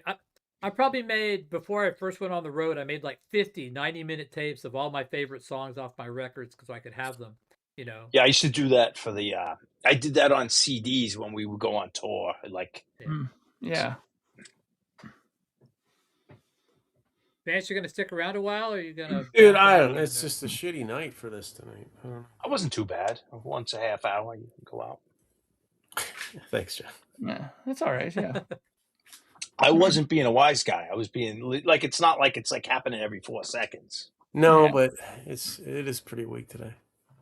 You know what it just happens on the stream shows. I don't have, it's not like when I'm on the computer, it's cucking. And the problem is, it never catches you in a good face or anything when you cut out. When you cut out, it's always something like, it's like, you're like not the most favorable poses, so to speak. It's like those home shopping channel poses, like. Yeah. Great. We like He probably did him a favor by taking his ICP CDs. It's like, oh, thank God I got rid of those things. Insane clown posse. Oh, boy. I just realized this. I had a Radio Shack battery in those games too. Oh, nice. I'm surprised those things haven't bled all over that. This just looks like it's. Yeah, I was wondering. Put it to your tongue. How strong is it? See, here we go. See, that's not the best look for you, Van. Yeah, that's the commercial. We love these batteries. Look, they've lasted for 30 years. Yeah. Yeah. I've had some batteries bleed out. It's not a good thing. It could ruin your electronics, man. Yeah. I don't know if I've ever. I don't remember the 9 volts leaking like the 1.5 volts. I've had some 9 volts leak on a pedal. Oh, really? I can't remember 9 volts leaking as much. It was always like those C batteries and D batteries all corroded in some toy or instrument. Like, yeah, I have that Pink Floyd Pulse with the flashing light, so I always have to kind of keep an eye on that one. Make sure it doesn't house burns down because of a Pink Floyd Pulse LED. It's not going to burn down, but when the light goes out, I change it just to make sure it doesn't get corroded. You get are those watch batteries in those? I think it's a double. What's the small? The AAA. AAA. Oh, okay. It's a real battery. Okay. Oh, a real thin one. They're not even those like C 240. Yeah, I figured it was the disc batteries. Yeah. No, it's the real thin AAA or AA. Yeah, AAA. Yeah. Remote control. It's hard to get it out though, because. So what happens if the pulse goes out? Do aliens come and abduct you, or what? I hope not. I've kept that thing going on ever since. Roger Waters comes to your door. With the tax collector. He's tracking all the fans. Give me money. With his political views and everything, Oh, great. I got to listen to him. Can you just sing a song, please, and stop talking? You need to Actually, he skips your house because you got the light going. You're one of the guys. It's like Passover. It's like the Black Death. Yeah. He's good. Oh, man. Whew. Yeah. I'm gonna finally do one of those those streams that you suggested, Vance. But I think I'm going to do the Prague one. There's one that's going around. Yeah. There's a Prague one that has only Alex, 10 questions. Yeah, and it's somebody really did it. simple. Beer and Alex did, or Beer and Okay, Vinyl so did it, hang right? on. So I just let's say posted the Iron Maiden you, tag. You might you want have to be stuck in a room with one of these guys for 2 hours. Would you rather be in the room with Roger Waters or Dave Mustaine? Dave Mustaine. For 2 hours, Yeah. okay. Yeah, I think Dave Mustaine. And if you get aggravated, you could always like rile him up. Yeah, well, yeah, and you know he's not healthy, so yeah, so you could probably take him. Yeah, you could wind him up real easy, I'm sure. Roger, I don't trust him. There's something about him. There's something about him. Yeah, he's either gonna no, but would you be bored to death about like politics? after but we after could talk 2 hours music. of I Roger could talk Waters? music. I could talk music with Dave Mustaine. I don't even know what I talk with Roger Waters about. Yeah, I could talk guitar with Mustaine at least. Yeah. Yeah, and we could I mean, reminisce Dave, about old bands that we could both like. You know, Dave's pretty much an angry prick too. I mean, Dave's, of course. You don't want to start off your conversation saying, "Hey, how about that Metallica record?" Yeah. Boy, I wish you would have gotten credit. Do you for all get those anything songs out of wrote. that? Do you get any royalties? How many out of points? No, that's you get? when when you get near the time limit, the hour, whatever, how long you're there. That's when. So you Marty start riling Friedman, them what up. happened with that? So yeah. Hey, can you sign my Metallica Kill 'Em All right there, like where your name is right there? Yeah. Thanks. Oh man. Oh man. You kicked the dog. Didn't he kick James's dog? Was that one of the folks? Something. There's all kinds of weird stories I heard about him. It's unbelievable. I would have said, how did it feel on that bus ride home from New York? I mean, that had to be the longest bus ride of all time. It's already a long ass bus ride, but now after you've been fired, you got woken up in the middle of the night, put on a bus, probably gave him $10 for food. You're out of here, dude. Oh man. But he also claims that he was sleeping in the U-Haul and that a piece of rust from the roof dropped down and got in his eye. And he said right after that happened, he got fired. So he goes, not only was I fired, but I had some fucking rust in my eye. Oh God, so petty, so petty. I know, you know what I mean? Yeah, I like to remember this stuff. And James took my favorite shirt, like in the photo, he was wearing my shirt. Like it's just such 13-year-old stuff. I told him, don't use my tracks, man. No matter how bad his story is, he could always look up and say, at least I'm not Pete Best. Yeah. I'm not Pete Best. Man. Yeah, he had some really sappy story. Like that story about when he first met Junior, David Ellefson there. He said that he was living up top from him, and all he would do all day was play Running with the Devil all around me. Bass. And all he heard was just doo, doo, doo, and it drove him nuts. He finally threw a flower pot. Sound like Running with the Devil. Yeah. Yeah, he said that's what he was listening to, and he was playing along with it on his bass. That's what you just said. Just the 3 notes I called "Running with the Devil." Yeah, and he said you might even have the right note. Like,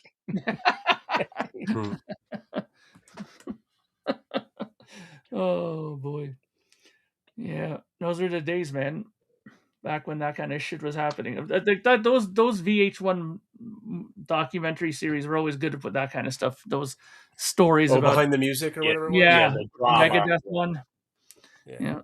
But did he say he went to rehab like 14 times or something like that in between the beginning of Megadeth and like up to like, I think it was probably even euthanasia.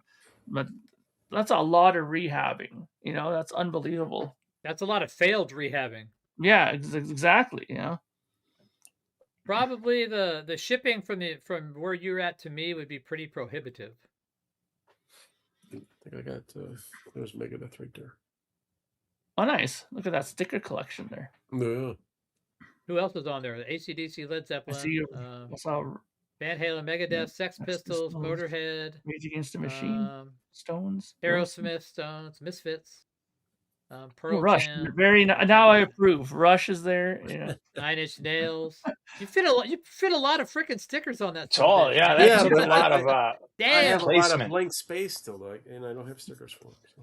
Wow. That's an art form there. You can maneuver it just so that everyone can kind of see them. I should have overlapped a lot of them, but whatever. They almost look like color forms. If you remember color form, they're all like they're nice stickers. Yeah, they all look like newish. Did I send you any, John? I don't know. I've been sending them. You've always sent me stuff. There's always been stuff you send me. Postcards. Yeah, I always send a little Yeah, a magazine or something.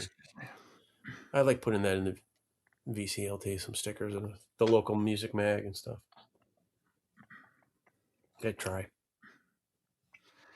Yeah. I think I sent you some, Mark, didn't I? Yeah, you did. When I got the Merciful Fate, yeah, you sent me there. Yeah. What Merciful Fate you get? It's a live show, like a live boot.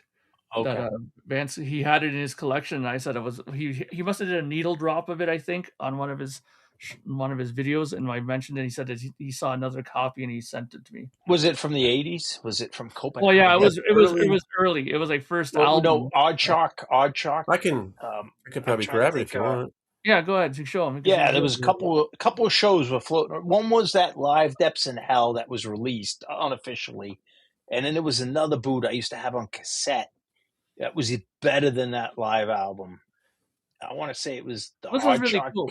It has an OB and all this stuff on it. Like it's really nicely made. Like the whole kind of, presentation of it. So to speak. Great live. That era, 84, 83, like with the dual leads. It was. And the main thing I loved about it is that it sounds decent. It's not like it doesn't sound like a cement mixer. It's actually, you can distinguish the drums and the guitars and the bass and the vocals and everything. It sounds good. Yeah, that's here. Yeah, that's the one. Yeah. Here, I'll make them big here. Hang on. Let's see where it's from. If it says, is that a bootleg or is that a legit copy? Like Copenhagen 82 supposedly. Oh yeah. Okay. Oh, 82. Let me see the set list. See if I remember. Is Satan's Fall on there? Like Into the Covenant. Curse of the Pharaohs. Satan's Fall. Yeah. I wonder if that's the same one I had. Yeah. Maybe. Like this is What'd they open with? Sorry, what'd they open with? Was it Black Funeral? Yes. I remember. We welcome live from Copenhagen, Denmark. Merciful Fate. And then I think that's how that one's. It's really good. I really enjoyed it. Yeah, it's a decent recording. Yeah, I had that on cassette. That was thankful that Vance sent it to me. You have to leave that out and listen to it later. Yeah, it's good, man.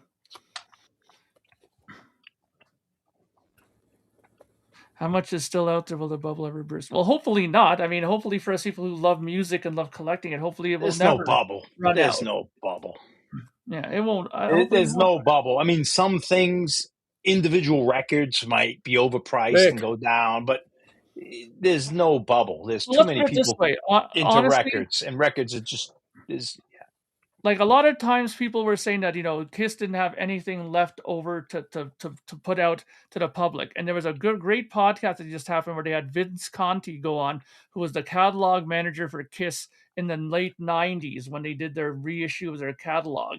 And he said that he went into the vaults and, he had to be supervised by people because they didn't allow anybody in that one section of the vault where the KISS stuff was, because there's lots of stuff there. There was like released, there was like elder guitar solos that Ace did that never made the album that's on reel there. There's like all kinds of stuff that he discovered that made his job literally hit the ground, and said that there's a lot of KISS stuff that's still out there. So I'm guessing it's the same thing for bands like Queen and maybe even some of these other bands that have a pretty vast recording history, right? That you can probably go into their vaults and find a lot of shit that's still in there. It's just a matter of convincing the labels to put it out, because to them, is it worth doing monetarily, Yeah.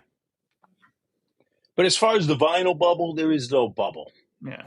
The vinyl collecting, even if America, the trend of young kids tapers down, records that are valuable only going to be more valuable because the more people in the world, as the internet and other countries get involved, like people buying Power Pop records, they're buying local Boston records in Italy and Spain, and then like eventually Iran, like new countries, they're going to want the good records, and the good records are always going to hold their price. And not only that, but you're talking about two separate, because there definitely could be a bubble with like new records, because there could be a bubble where if I reissue Fleetwood Mac album and try to get $50 for it, where I could have got $50 for it 3 years ago, yes, that may go down, but that is not representative of vinyl. Like punk rock is still just going up, and more people and younger kids are now becoming older kids, and they're buying it, and more countries are buying it, and just not enough records for everyone who wants records. And don't forget, Patrick brought up a good point about this once before in another live stream where he mentioned that the problem with some of this is that some of these places are reissuing the same record over and over and over and over again. Like that's why you're overpriced. Yes, overpriced reissues. I may agree, but if it's a good record and it's priced right, it's going to sell. Yeah. But you can't keep reissuing "Wish You Were Here" and expect to get $70 for it or $50. This is a new version. That may pass, and Pink Floyd may go down, but then other bands go up. But the bubble of vinyl's never going to disappear. Individual titles, just like the Eagles aren't that hip, but if you had the Ramones are now hip, or Motorhead is very expensive, where they used to be $5 records. Now Motorhead is expensive, and John Denver's not expensive, or whatever it is. But vinyl is never, the bubble is not ending. So, but I can also see like a lot of record stores and especially antique malls and places like that. Their prices have gotten to be like ridiculously stupid, and I can see where that could probably fluctuate also, because like I said, you can't just sit there when you're a used record store. You can't sit there and have Linda Ronstadt albums for $20. It's just not feasible. And so, I mean, I think that the time of people just like going, oh my God, I got to have this and this and spend all that money. All that pandemic crap is now tapering off. And I think it's kind of normalizing. I see that at record shows now too, where it's kind of like, okay, people aren't buying the records that they used to. They weren't willing to. People aren't spending $100 for a Tesla album when it should be around 30 or 40. That kind of stuff. But other records are going up in price. Like I can't believe some of like singles and stuff are still going up. Like, but a lot of that's must being driven by television nowadays. So a lot of that's being driven, by other media. I also wonder if also a lot of people that go to these stores there, like to these record fairs, maybe come to the point of where they have a lot of what they already want. You know what I mean? Maybe they're being more selective too, right? Well, it's like on my auctions. I mean, there's only so many copies. If I don't have a broader audience, there's only so many copies of Boston I can sell to a select group of people. So Greg, you just can't get OGs of everything. I mean, depending on what you like, but you just can't get OGs of everything. You can't get, I don't know what band you're into, but even Pearl Jam, you're not going to get, and that's a big band. You're not going to get OGs. You're going to have to pay too much money. But imagine you're into blues, you're not getting those records. First album goes for about $300. Yeah, but you're just not getting OGs, depending what it is. And these OGs, like some of them you'd be shocked. I mean, I remember when me and Patrick were talking about like Counterparts from Rush. That's not even that old a record, and that thing goes for like $300 on Discogs. Yeah. Like it's unbelievable how much some of these original pressings go for, and like some of the older ones now are starting to get insane too. So I mean, you gotta sometimes weigh the thing. What's more better, getting a reissue that's maybe $50 that's maybe not an original, or are you willing to spend the $300 and maybe get a record that's maybe a little noisy but it's an OG? Yeah, I mean, if that's what you collect, I mean, if you're into Pearl Jam, then that's it. But you can't get OGs. You could get certain OGs, but people overpay like mothers on CollectCo, so don't go by them. That's for sure. Unless your taste is so limited, and you could just concentrate on OGs for a certain band, a certain genre, but it's impossible to just collect OGs. Like I have that Mad Season first press, and even the reissue now is like $150.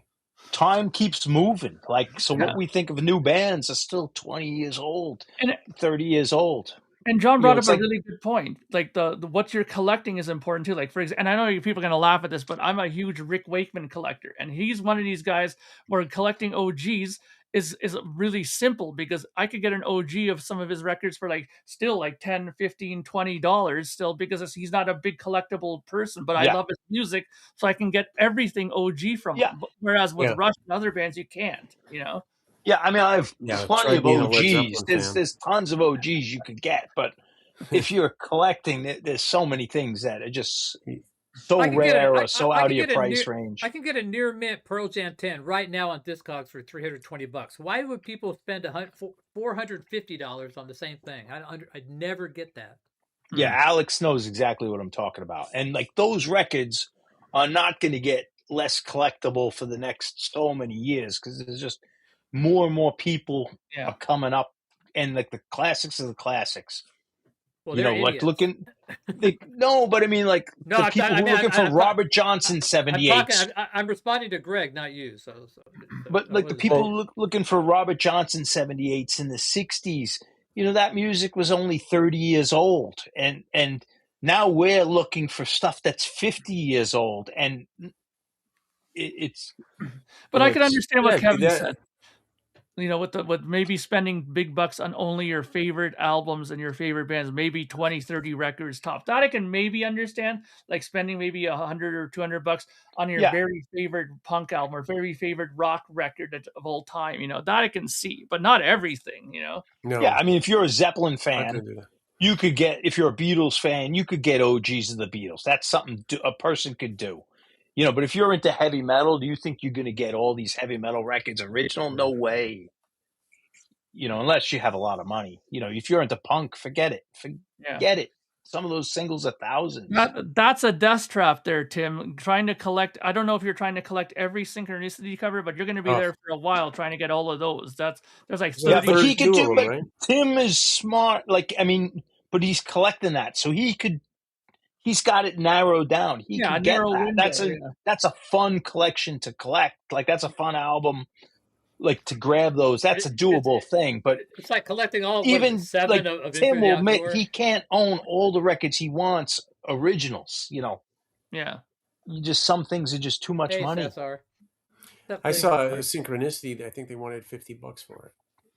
I'm telling you, man, that one had that stuff's gonna go down. That one had the nude girl on it. There was a topless girl on it on the cover. Like there's even one that's like only in bronze and white. Like there's so many different variations of the ones. It's unbelievable, you know. I think there's like 32 or 36. So if you look on Discogs, they have them all listed in there. It's like wow. Like I only have two. I have one that's a purple, which is the normal one. Like every one is usually a purple vinyl, like the translucent. I don't know if mine's on purple, but I only have. I have a black vinyl one as well. So like KC 630 or something formulation. The vinyl's called K something. But yeah, it's Quiet. Yeah. Do you have all the variations of the In Through the Outdoor, Vance? Oh, I think he's frozen. He can't answer. He does. I'll answer for him. Yes, I do. He's in a Vogue pose there. See, Vogue. Strike a pose. Yes, I do. The thinking man. What? Yeah. Did you catch that question? Do you have all the variations of In Through the Outdoor? Yeah, I do. Yeah? I have the 6 covers. And was there any question that he did? I mean, did anybody doubt that he? You know, how many Death Wish 2s do you have? I have. Do you have cassette? On Death Wish 2, no, I don't think I have it, but I have two records. I think. So besides the object, what is your next? What is your grail? Well, what I there's that Led Zeppelin the Stairway to Heaven promo DJ copy 45. And time out. Raymond, how would you know you have all 6 covers in shrink of In Through the Outdoor? I don't understand. Well, it's not sealed. Well, it was sealed. No.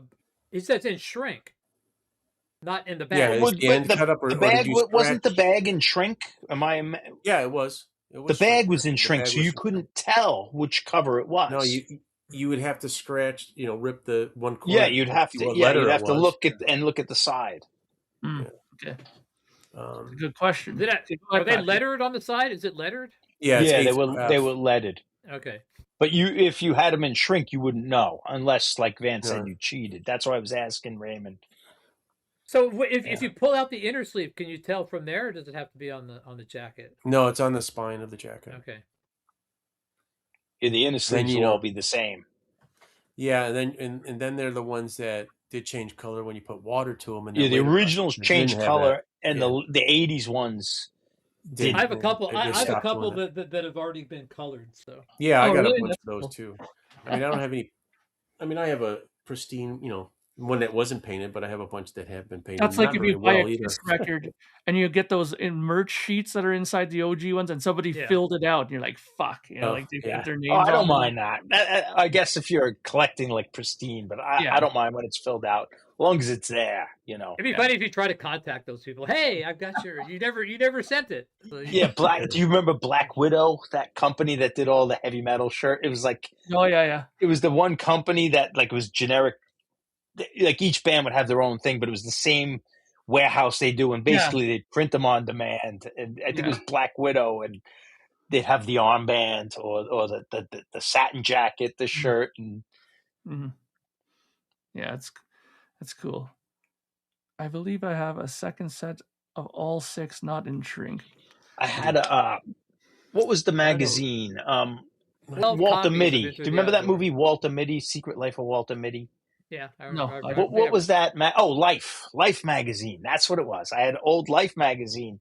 Oh, really? And it still had I have a few, no big deal, but it had the card in there that like you could subscribe. It had no expiration date, and like fill this out and get the first issue, and then they'll bill you. And like I remember sending it in. So some post office in New York City's getting this card. Like, wait a minute, I just got this from Life magazine. Like this expired like in 1970. Yeah, no shit. I have like some really there's no expiration date. Geographic like that downstairs with those cards in there. Yeah. Some of them have expiration dates, some of them didn't. I'm like, this is still good. Yeah. Like they owe me 3 issues, before they bill me. So what do you got there, Vance? I'm not going to go through them. I was just curious. I got like 4 with the bags, not counting the 2 reissues. But I think I'm guessing having the bag is essential to be a true, Yeah. Did anyone ever put the albums together in like a panoramic, like AI, so you could actually sit in the middle and see every bit of the bar? Like maybe AI, but you could almost do it just by doing the albums. You might not even need AI. Yeah. Like, how you could panorama with a camera? You could feed AI. You could feed AI the pictures, and it would actually do that for you. Probably. But you could almost line it up and do like on your film. You have that panoramic thing, so it looks like a circle. So like you're in the middle of the room, and you can just and it would all be from that guy's point of view, the guy at the bar, right? Was he the centerpiece, John, if I remember? Dear John. Oh, he's got a name. Well, if you kind of see the letter on the inner sleeve. And the letter that he burns, it says, "Dear John." It looks like. Okay. These hardcore Zeppelin guys, they know all this stuff, Yeah, I don't know. I'm no expert, but 𝐫𝐫𝐲. If you know of Vance, okay, right there on the letter when he burns it. Yeah. So I'm just guessing, but Dear John, Dear Joe, something. Dear Jackie. Yeah. Or maybe. Dear he doesn't look, he's burning it here, Yeah. That's an interesting cover though that they did that, because I mean it's actually smart in one way, because for people who are real collectors of the band like Vance, they shell out multiple times for the same album. That's that was the thing. Everybody was running to collect it or whatever. Yeah. Atlantic is like, thank you. Ching. And this was a set. This was on the actual bar. They built the bar. This was Aberstein. It was a bar in New Orleans, and they built a set to look like that with all these little papers and everything all over the place too. It's kind of pretty impressive. All these like little things all over. Yeah, that's huge money. Well, at that time they were a huge band, like monetarily too, right? So they could do that. Yeah. So of course, Schlitz beer all over the place. That was like the biggest beer in the world at the time. So I saw a thing where they were talking about the Ken Scott was talking about recording Jeff Beck Truth, and he said that Mickey Most was supposed to be the producer, but he was never there. He said that the guy who was like the actual producer was Peter Grant, who then went on to like they say that was the impetus to Led Zeppelin. They're inferring without a doubt, because Peter Grant basically produced Jeff Beck Truth, and I didn't know that part, but I do know when Zeppelin 1 came out, like Jeff Beck was like, he said something to Jimmy Page like, "How could you, Jimmy?" Like, because he basically just redid the same album, and a few of the songs were the same even. Yeah, the Jeff Beck was like almost a rehearsal. But then I did that thing on PJ Probate too. If you listen to that song, that you can. Yeah, but I help think that band. Jeff was very disappointed with Jimmy Page for doing that Yeah, Zeppelin they had a album because little. it was like Yeah, he was they upset. both had "You Shook Me" on it, and Yeah, it had the acoustic number. Like you'd almost go. There was something else that was. Did they do the Hunter on the Jeff Beck record, and then they Maybe. go into it on how many more times? There was something else. I can't But you're right. remember. It was a little tiffed. Yeah, it was a little tiffed. There was something. See, this is a nice back. Honestly, Yeah, Greg, I don't imagine know those are what Hypnosis covers because they're so bad. Yeah, they are Hypnosis. Why the Hypnosis hate? You guys just hate on Hypnosis. I don't hate because of what they did to UFO and the Scorpions. Yeah, they did that. And there's some bad ones. They did some bad covers. Okay, they did some great covers. Dark Side of the Moon. So you could basically retire. Did they do In Trance? Because In Trance was a great Scorpions cover. Probably not then. So probably. But they did Force It. Yeah, Force. Well, I mean, Force It. No Heavy Petting. No Heavy Petting is bad. Yeah, the monkey with the frickin' the Scorpions ones with the bubble gum and dogs. Yeah, the Scorpions one with the Virgin Killer was like that's something completely different. No, but you have Animal Magnetism and Love Drive. Yeah, Love Drive with the Love Drive was great. Bubblegum. But do you guys but the Scorpion, like the second cover of Love Drive, is awesome. But you know what? Did you ever see that thing with when they talked to the Hypnosis guys and they said that I still need the logo when I have the whole thing with them is that they don't draw, right? They don't paint. This is how they were explaining it. So the only thing that they do to make covers has to be with photograph, right? That's why they said they're very limited in their album covers and how they do it because they can't draw anything, they can't paint anything, they don't do those kind of different things. So it's just all photography, and you're kind of limited that way because you can't do different kinds of covers, right? And sometimes they would make it specifically for the cover, like Physical Graffiti. Actually, Physical Graffiti might not have been them, but some of the they would make it specifically for the artist. They would work. Physical Graffiti wasn't because it's a good cover, but other ones they would be flipping through a book and you just pick them out oh, this one or this, and this was supposed to be for Pink Floyd, but they use it for some other band, and some of them are just awful.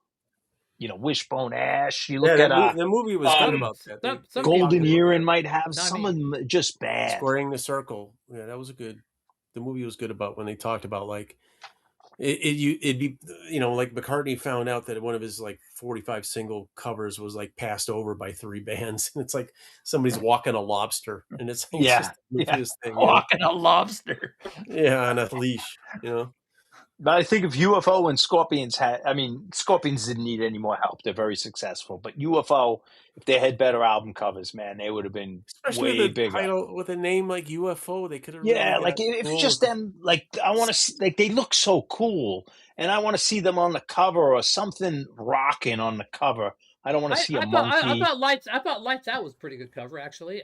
Lights Out kind of looked like iRobot. But that's not a new thing about the album covers thing. I mean, there was that thing between Bowie and the Stones. The name their album cover with rock.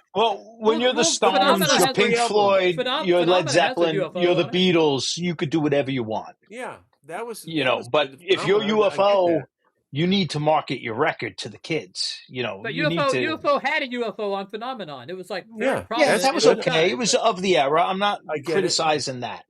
Or even their first 2 albums before, Yeah, no, but what I was saying is nobody heard those. That cover for the artwork looked kind of neat. The album cover for "It's Only Rock and Roll" with the Stones there. They're saying that cover was robbed. The idea of it was originally going to be robbed by Bowie, and then he had a big blowout with Jagger, and then he redid his cover for Diamond Dogs. How he had himself there as the dog. Yeah. Because originally he was going to do something similar to that, and Jagger caught wind of it. So this album cover thing is, very, very personal to bands, in a lot of ways, Sabbath didn't want Hypnosis recommended for Never Say Die, so it ended up being used on Rainbow, difficult to cure. Yeah, some of those Rainbow covers. Isn't that like a doctor's office, like a surgery? Yes, it's awful. It's really awful. That hurt that record, no doubt. Yeah. When you compare Quiet Riot, it had this metal guy on it, or Iron Maiden, or not every Judas Priest. There's a couple of stinkers in there, but Judas Even Priest Bend Out of albums were Shape awesome. I wasn't a fan of the Bend Out of Shape album cover. Yeah, Straight that was Between the Eyes kinda look cool. weird, Yeah. You know, it was just so hip to use hypnosis. You know, it was like so cool. Well, because of Floyd. That's where they got their big cachet from, right? Yeah, that was her first. I did a video on it. It works for Floyd, though. It works for Floyd, but it does not work for those rock bands Like that who are one still fighting to become famous. Like the one thing that Hypnosis did really good was that picture on the inside. I Wish You Were Here with that guy diving into the water, and it's completely still, the lake, as he goes into the water, and that guy had to go underwater for like 15 minutes before the water finally settled, and then they had to take the picture. The guy almost died trying to do the picture. You know, it's unbelievable. You know, the Pink Floyd stuff it works so good for that band. You know, those weird covers that you could stare at while listening to the music animals, and try to figure. And You know, I mean, they did "Strangers of the Night," which I think is fantastic album cover. I think that whole package is fantastic.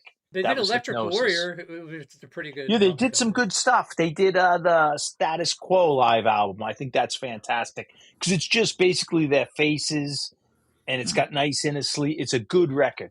But once you have they some, did do a lot though. Was Dirty Deeds done dirt cheap? Was that Hypnosis? Because that is awful. Yeah, that is an awful album cover. Yeah. Awful. They did Sweet Desolation. I got the book too. I got the book for them too. Oh, you got that's that? good. That worked. Sweet. That's how UFO album cover should have been, like the Sweet one, where you see the band.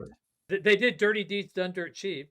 Yeah, that is awful. That is a cringe-worthy. I mean, it's classic, so we accept it, but it's just a cringe. If I had showed that to someone in the boardroom, this is what we're going to use, you'd be laughed out of the room. It's awful album cover. So it's funny because I said Lights Out was look like iRobot. Dirty Deeds is iconic after the fact, but they literally did iRobot after Lights Out, so they kind of look the same. Lights Out, yeah, iRobot look the same.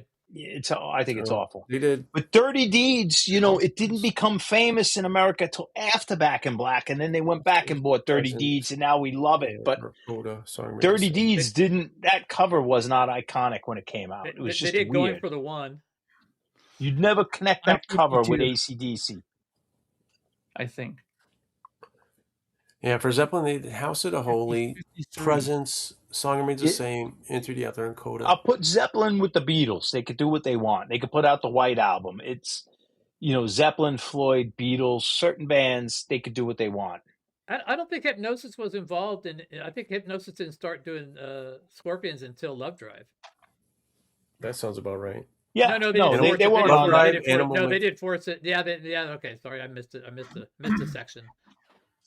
So I stand corrected. It's just those two Scorpion albums I think are terrible. But I thought High and Dry was actually a pretty good cover. Yeah, that works. They're not. It's not. They don't fail 100%. I'm just. It's mainly my gripe is with those Scorpion records and UFO. Other bands, they did bad album covers. I don't really care because I'm not into those bands. If you want to talk about bad album covers, I mean, we can go down the river. Well, hang on. We can go down the river of the black metal where there's like all these forest pictures with in unlegible logos over top of them. Those kind of album But that was the point to keep us out. Those were like, but those are gatekeeping records. But I have to say, Presence is one of the worst album covers ever. We're accepted because we know it's. You're trying to provoke Vance. No, but it's so bad. Vance is upset now. You can tell. I understand you love it because you associate it with the record. Yeah, no, I know. But like, if you had to pick an album cover, if Zeppelin said, "We're doing a new album," you know, and this is what the music sounds like, and you heard it, and you there's no way you're coming. Oh, we're gonna have an object, and we're gonna have this like dated 1960s family on the front cover, and then we're gonna have the object, and it's clearly like cut and pasted in these photos that look like the photos from like the Vacation movie where this showing old postcards. It's like, and then there's one where it's there's no shadow of the it's on a stool. And, it just looks so the bad. shadow doesn't go. Yeah, it's like you guys didn't put the shadow in there. Is that, or was that supposed to happen like that? Yeah, I get what you're saying, but I don't think Physical Graffiti. I like to get one of those promotional. Oh, I think Physical Graffiti is awesome. That's a fun record. It looks good. Wishbone, they did Hypnosis did the August cover, which I think is 10 stars. That is fantastic. But then like the other ones were bad.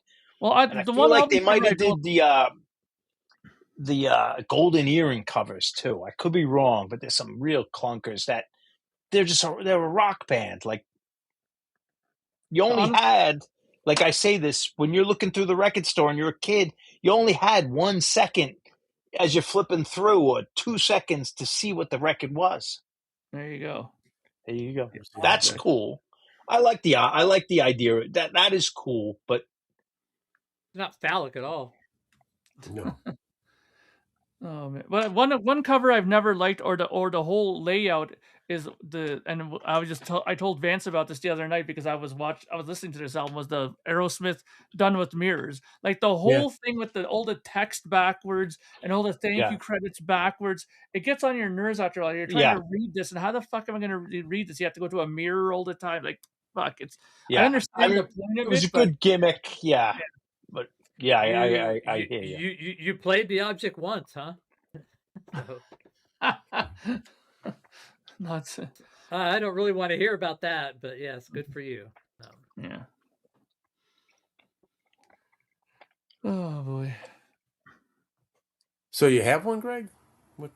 Where'd you get it? Didn't they only make 10 of them? 1,000. There's 1,000. Yeah.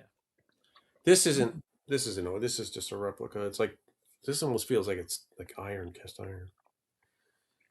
Did you have to order that from somewhere? Or? No, actually, it was a gift from my ex-wife. Nice. Years ago, caused some controversy, but we don't dare go down that path. I should have got when I saw them. They were going anywhere you can get them. Back then, you can get them for like $500 to $1,000. I should have grabbed them. Now they go for like $3,000.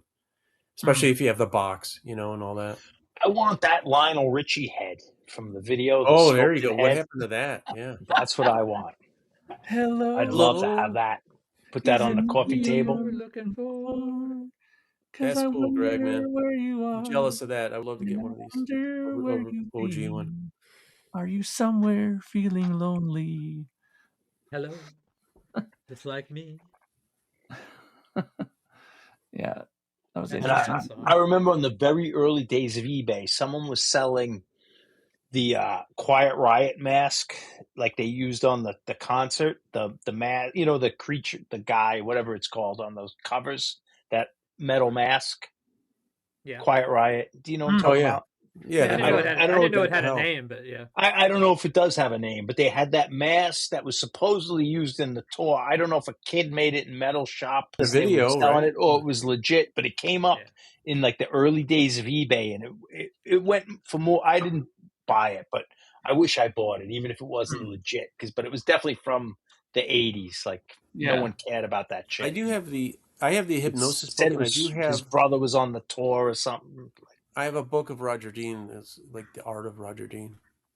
Yeah, his art is really nice. Like the thing with Roger Dean is his album covers start to look a little samey after a while with the floating islands and stuff like that. But it's definitely his trademark. Yeah. No, but you knew what you were getting. They also fit the music they were on the Roger Dean records. Yeah. Definitely fit for Yes. Oh yeah. The ones he did. And then Gentle Giant did the green sleeve. I thought it was cool too.